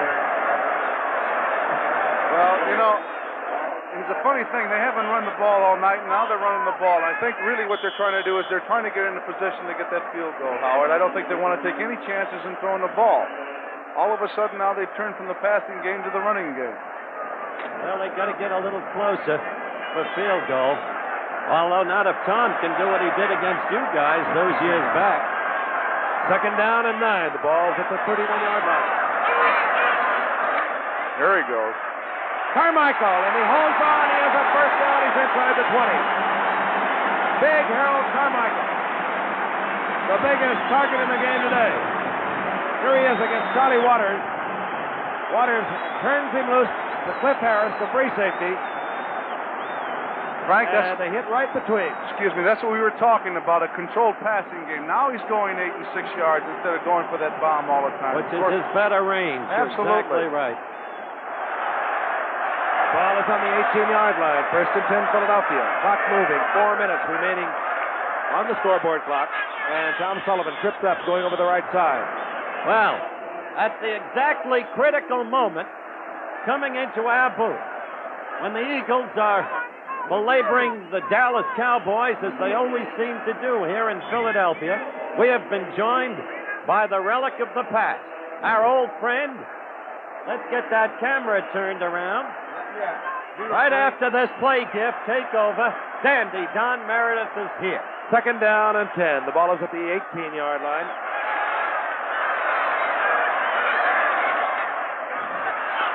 Sullivan, a hole in the left side, and he gets 7 yards. He's down just short of the 10-yard line. Wait a minute. Oh, Dallas recovered. Fumbled the ball, and Dallas has recovered. Dallas has recovered. Take a look into the camera, Dandy. Son of a gun. Howard, how's it? Alex, how you doing? I'm fine, Don. Well, I'm glad. Here it is in Philadelphia, and Howard's in the second half. I'm really delighted to hear about that. The betting odds were against it. Yes, they were. What's happening out there tonight? What's happening? Your old buddy Dave Edwards just came up with the fumble for Dallas when they were in a lot of trouble. I was really upset when they went for that field goal a while ago. Why did they do that? Howard, you always had those answers. Why did they do that? I wanted him to go for it. Karras and Gifford agreed. Put the points on the board. There was a lot of time There's left. the man on the screen right there that did it. He says, I'm going to go for 3. They've got it tied up here now. How you guys are doing? Take it away, Frank. All right, first and 10 for Dallas. It's tied up at 10 apiece. 3 minutes and 13 seconds remaining in the game. They must move from their own 11. And Newhouse is nailed by Berge. Sandy, what happens to the Dallas team against Philadelphia? Once a year, the Eagles give them fits. I don't know. They beat them last year, which was a real surprise. I really don't know. It seems that Dallas just doesn't quite get it together. Dallas has a really good team, and the Eagles are struggling. What do you think? I think you got a problem down there. I think they've benefited by your presence, though, in the recent... What? Do you miss us, kid? I miss you a lot, Howard. You're doing a super job. Frank, get it again. There he is.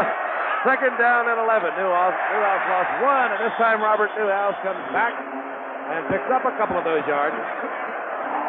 That Newhouse is a little swift Don Nottingham. He is a little swift Don Nottingham. And there's the Dupree. It's not LG either. It really is. You guys do a good job. Let's see if Dallas can get something working here. Just want to come by and say, hey, do it good. Okay, Dandy. Nice to see you. Third down and 7. Clock ticking, and the Cowboys are apparently waiting for the 2-minute warning. Looking away as Roman Gabriel looking on from the sidelines. They were so close when they fumbled the ball, turning over for the third time tonight. We'll be back in a moment. Flair. Super Pens. Now with a point guard. The super hard, tough plastic shield. Won't mush down. Point guard. Top keeps fine lines fine. Won't mush down. Bold lines bold. Won't mush down. Makes Flair one pen that always writes just the way you feel. Time after line after line. Flair. Flair. The super pen. Now with the tough point guard. Won't mush down. Flair. Flair. Yes, I'd like a butane lighter, please. Which one? Oh, they're all about the same. I wish you hadn't said that. Cricket lighter is really quite a light. It'll last for months and still burn bright with thousands of sure fire lights and a flame that adjusts to different heights. That's no ordinary cricket. Well, cricket's no ordinary lighter. Catch a cricket for $1.49 by Gillette. 2 minutes left in the game from Philadelphia. 2 minutes at least left in the 4 regulation quarters. Should it be tied, as it is, as of the moment, it's 10 apiece, we will move into a sudden death period. Tom Landry looking on and feeling much relieved, I'm sure, because the Eagles apparently were on their way to winning this football game, or at least going out in front, breaking that tie when they fumbled the football. Right now, the Cowboys have a 3rd down and 7. They're on their own 13-yard line as Mike McCormick looks on in his 2nd year as a head coach. Great player with the Cleveland Browns, coached under Otto Graham at Washington, Vince Lombardi, George Allen came here last year. And has turned the Eagles around. On 3rd down. The effort complete to Pearson. Out of bounds at the 22-yard line. 1st down, Dallas. That same pattern, Alex, all night to Pearson. That sideline pass. Almost unstoppable, it seems like right now. Just such a timing thing between the quarterback and the receiver. And, of course, finding a situation when the cornerback is going to be man for man on the receiver. Pearson's caught 8 for 107 yards thus far tonight. Not a bad performance. 5 last week. Not a bad start. On 1st down. Draw back. Picked off by Randy Logan. I don't believe it. Not a ball that should have been thrown. I do not believe this, Alex. Well, that ball, like Frank said, it shouldn't have been thrown. I think he threw what we call cross course, and he didn't have to do that at all. I think if he did anything, he should eat the ball or just throw it way out of bounds on this one. He took a big chance. It's a big gamble here. The receiver wasn't even close to it, Howard. All right, a big break for Philadelphia. They've had a few tonight, and not much offense, not a whole lot more defense, but they have had the breaks. I guess you could say they have made their breaks. They caused the fumble that gave them a 97-yard touchdown. Bo James over the right side. Clock moving at 1:42. Still not stopped by the Eagles. They have 3 timeouts remaining. And they are going to try and get it within the range, the field goal range of Tom Dempsey. Tom kicked a 44-yarder last week against St. Louis. He's kicked a 34-yarder tonight. 2nd down and 8. Clock still moving. Sullivan. And down goes Sullivan. In the arms of Pat Toomey. Well, Gabriel is playing safe now. Looking for the field goal, but Dempsey's going to have a pretty long kick. And, of course, keeping in mind that the game does not end tied at 10 apiece. As Denver and Pittsburgh proved yesterday in our first overtime regular season game of the year. I'll tell you, I used to gear myself to play 60 minutes. After that, I don't think I could have made it 15 more. 3rd down and 10. Sound like the Players Gabriel Association. Gabriel, and this time he threw the ball down on the ground. I don't see any possible receiver, but apparently it will not be called. Harvey Martin is unhappy with the call, or the absence of the call. 4th down, and out comes Tom Dempsey. 31 seconds remaining on the clock. And Dempsey will be kicking from about 45, 46 yards. And Well, what can you say? In 3 plays, Gabriel negotiated a half yard. Bill Bradley does the holding. It'll be from 45 yards. Well, now Bradley moves back, make it 46. Close your eyes if you're for Dallas. That looks good. It is good. Dempsey does it again. Tom Dempsey does it again. They're mobbing him. You know, he saved this game in more ways than one. He stopped Dennis Morgan after he kicked off the last time, and Morgan would have gone all the way probably if Dempsey had not made the tackle. Doggone it, if anyone's going to kick a field goal, I'd like to see Tom Dempsey do it. Even though he beat us and he's beaten Dallas tonight, he's a terrific guy and a great competitor. Here's a guy who really shouldn't even be on a football field, but he still likes to play the game. 25 seconds remaining in the game. The Eagles have moved out in front of Dallas 13-10. And we'll be back. New tires must meet U.S. government safety standards. These tires are doing just that. Only these tires aren't exactly new. They're the same set of Sears steel-belted radials that ran the back roads of Morocco.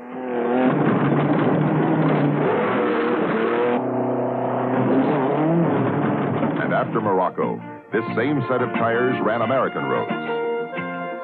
Ran a total of 72,400 miles. After all that punishment and all those miles, the tires still look remarkably good. To prove how good they really are, we're testing them against the safety standards new tires must meet. And these Sears steel-belted radials not only meet those standards, they exceed everyone. That's something to think about the next time you buy a new set of tires. Radial design, 2 steel belts. The Sears steel-belted radial, only at Sears. Tom Dempsey sets it up. He kicked a 34-yard field goal earlier. He saved a possible Dallas touchdown with a tackle on a kickoff. And he hit from 46 yards out a few moments ago to put the Eagles out in front of Dallas 13-10.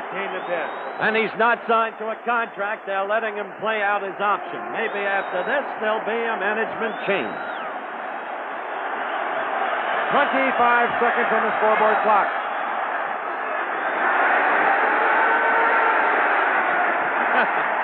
Dennis Morgan fields it at the 12. Struggling to get out of bounds, and he does not get out of bounds. Hit there by Marion Reeves. 21 seconds left in the game. There it is. Well, there's a little rhubarb going on. They're questioning each other's ancestry now, I think, Frank. Well, they do scramble around a bit.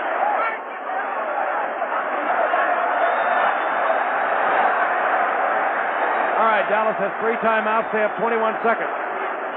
And after last week in Buffalo, we will hesitate to say that it's all over. And who knows what next Monday night will bring, with Denver going into the national capital to play the men of George Allen. Dallas will make their attempt moving from their own 18-yard line. Do they have Hayes in the game right now? No, it's Pearson and Richards, the wide receivers. Eagles in the prevent defense. They'll let nothing go deep if they can avoid it. It's complete to Pearson. Pearson out to midfield. His 9th reception, Frank. What an evening he's having. Look at him again. Now he'll find a gap in that prevent defense. Eagles playing total zone back there. He finds the hole. Staubach hits him beautifully. 14 seconds remaining. Pearson has now caught 9 for 133 yards. And Dallas with a timeout. And now if you're a defensive lineman, you're going to get teed up to rush that passer. You don't care about the run anymore, so you're going to be teeing off. You don't even care about that offensive guy in front of you. You're going to try to get rid of him as soon as you can and get to that passer. Staubach over conferring with head coach Tom Landry. What is really difficult to do, and that's what you want to do, is try to go to the outside and hit your receiver, let him get out of bounds, and kill the clock. The trouble is the defenders also know that. Well, they're coming to us in the booth, and I've got with me the executive producer of the forthcoming Frank Sinatra main event on October 13th, live from Madison Square Garden. His name, Jerry Weintraub. And if The golden one with the golden voice and the big blue eyes can produce this kind of drama and excitement for you. You've got a big show coming up. He can. Live, the main event, October 13th. Howard Cosell and Frank Sinatra. You're very kind. There's your plug. We got to go back to this game. Jerry Weintraub, ladies and gentlemen. Gipper. 1st and 10. Dallas now down to one timeout. They have the ball on their own 45. They need something very dramatic. And they have it. Drew Pearson out of bounds at the 31. John Outlaw covering. There are 7 seconds remaining on the clock. Well, as we said, it's not over. No, it's not over. Pearson has been simply unstoppable tonight. Well, you know, the defensive backs are pumping so far back there, and they're giving them too doggone much room. You know, I don't mind them doing what they're doing, but play them a little more tighter than they're playing right now. They can still get in field goal position. You got to play a little tighter. He just beat the guy way outside. He wasn't even around him. I think it was precisely what I was saying that they were going to try and prevent them from doing, Alex, and they just gave him too much room to the outside. Meanwhile, Mac Percival has come onto the field. Well, it's like a week ago when Oakland tried it. His attempt will be from about 48 yards. His field goal attempt to tie it up and go into sudden death overtime. 7 seconds remaining on the clock. 10 receptions tonight for Mr. Pearson for 157 yards. Scoreboard shows the drama of the situation. I'll tell you, you can imagine the churning that's going on in the stomach of Mac Percival. And again, that 10 yards coming into play so dramatically as it has in preseason play. We've seen so many fewer field goals throughout preseason than the opening week of play. Send a letter to Alvin Pete Roselle, will you, Gab? Thank him for these games, the schedule, as far as we've gone. I'll send him the bad notice when we get a bad one. Craig Martin will hold at the 38. That means a 48-yard attempt. No good. No good. Off to the left.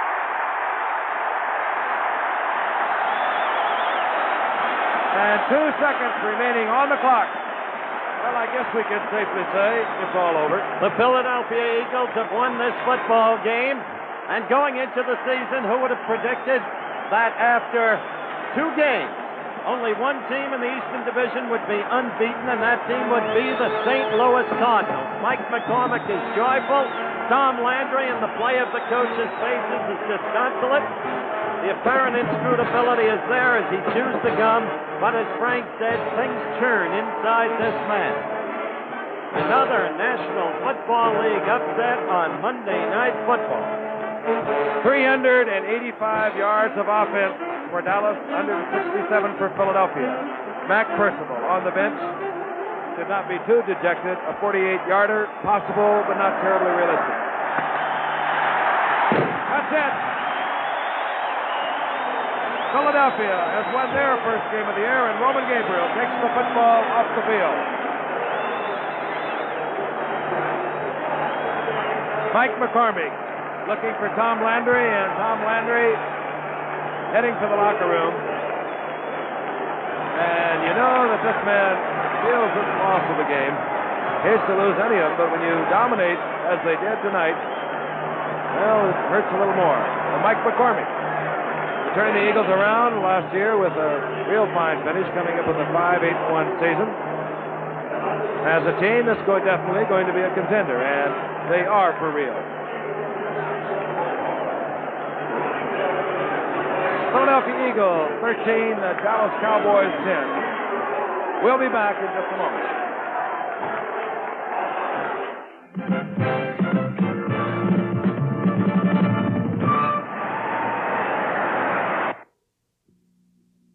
I'm a sports nut, and the thing I can't stand is the grass in the football field looking blue. I've had 3 or 4 color television sets, and Zenith is the first color television set that I've had where the colors are perfect. In a nationwide survey, more Zenith owners said they'd buy the same brand again than did the owners of any other color TV. Listen to the experts, and you'll choose Zenith Chromacolor too. Friday is the day of the cat. The day of the new 75s at your Lincoln Mercury dealer. The new precision-sized Mercury Monarch, 4-door sedan, and 2-door coupe. The new Mercury Grand Marquis. The new Lincoln Continental, coupe, and sedan. The new Mercury Cougar XR7. See all the new 75s, including Montego, Comet, and the elegant Mark IV. Friday, the day of the cat, at the sign of the cat.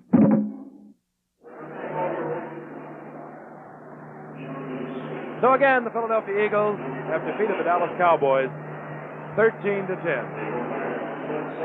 ABC's NFL Monday Night Football continues next Monday night when the Denver Broncos meet the Washington Redskins. The executive producer of NFL Monday Night Football is Boone Arledge.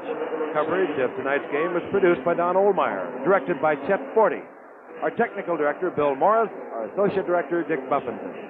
Don't forget that this Saturday, ABC's Wide World of Sports will bring you the always popular Harlem Globetrotters performing in London. And at the mic, the former Globetrotter himself, Will Chamberlain. Also featured will be the 25th running of the famed Southern 500 stock car race from Darlington, South Carolina, featuring defending champion Cale Yarborough. That's ABC's Wide World of Sports this Saturday at 5 Eastern and Pacific Time, 4 Central over most of these ABC stations. Once again, the final score, Philadelphia 13, Dallas 10. This is Frank Gifford along with Howard Cosell, Alex Karras, saying so long from the Veterans Stadium in Philadelphia, Pennsylvania. Travel arrangements made through and a promotional fee paid by United Airlines. There's a new spirit, a new look in the friendly skies. Catch the spirit of friendship service. The proceeding was a presentation of ABC Sports, recognized around the world as the leader in sports television.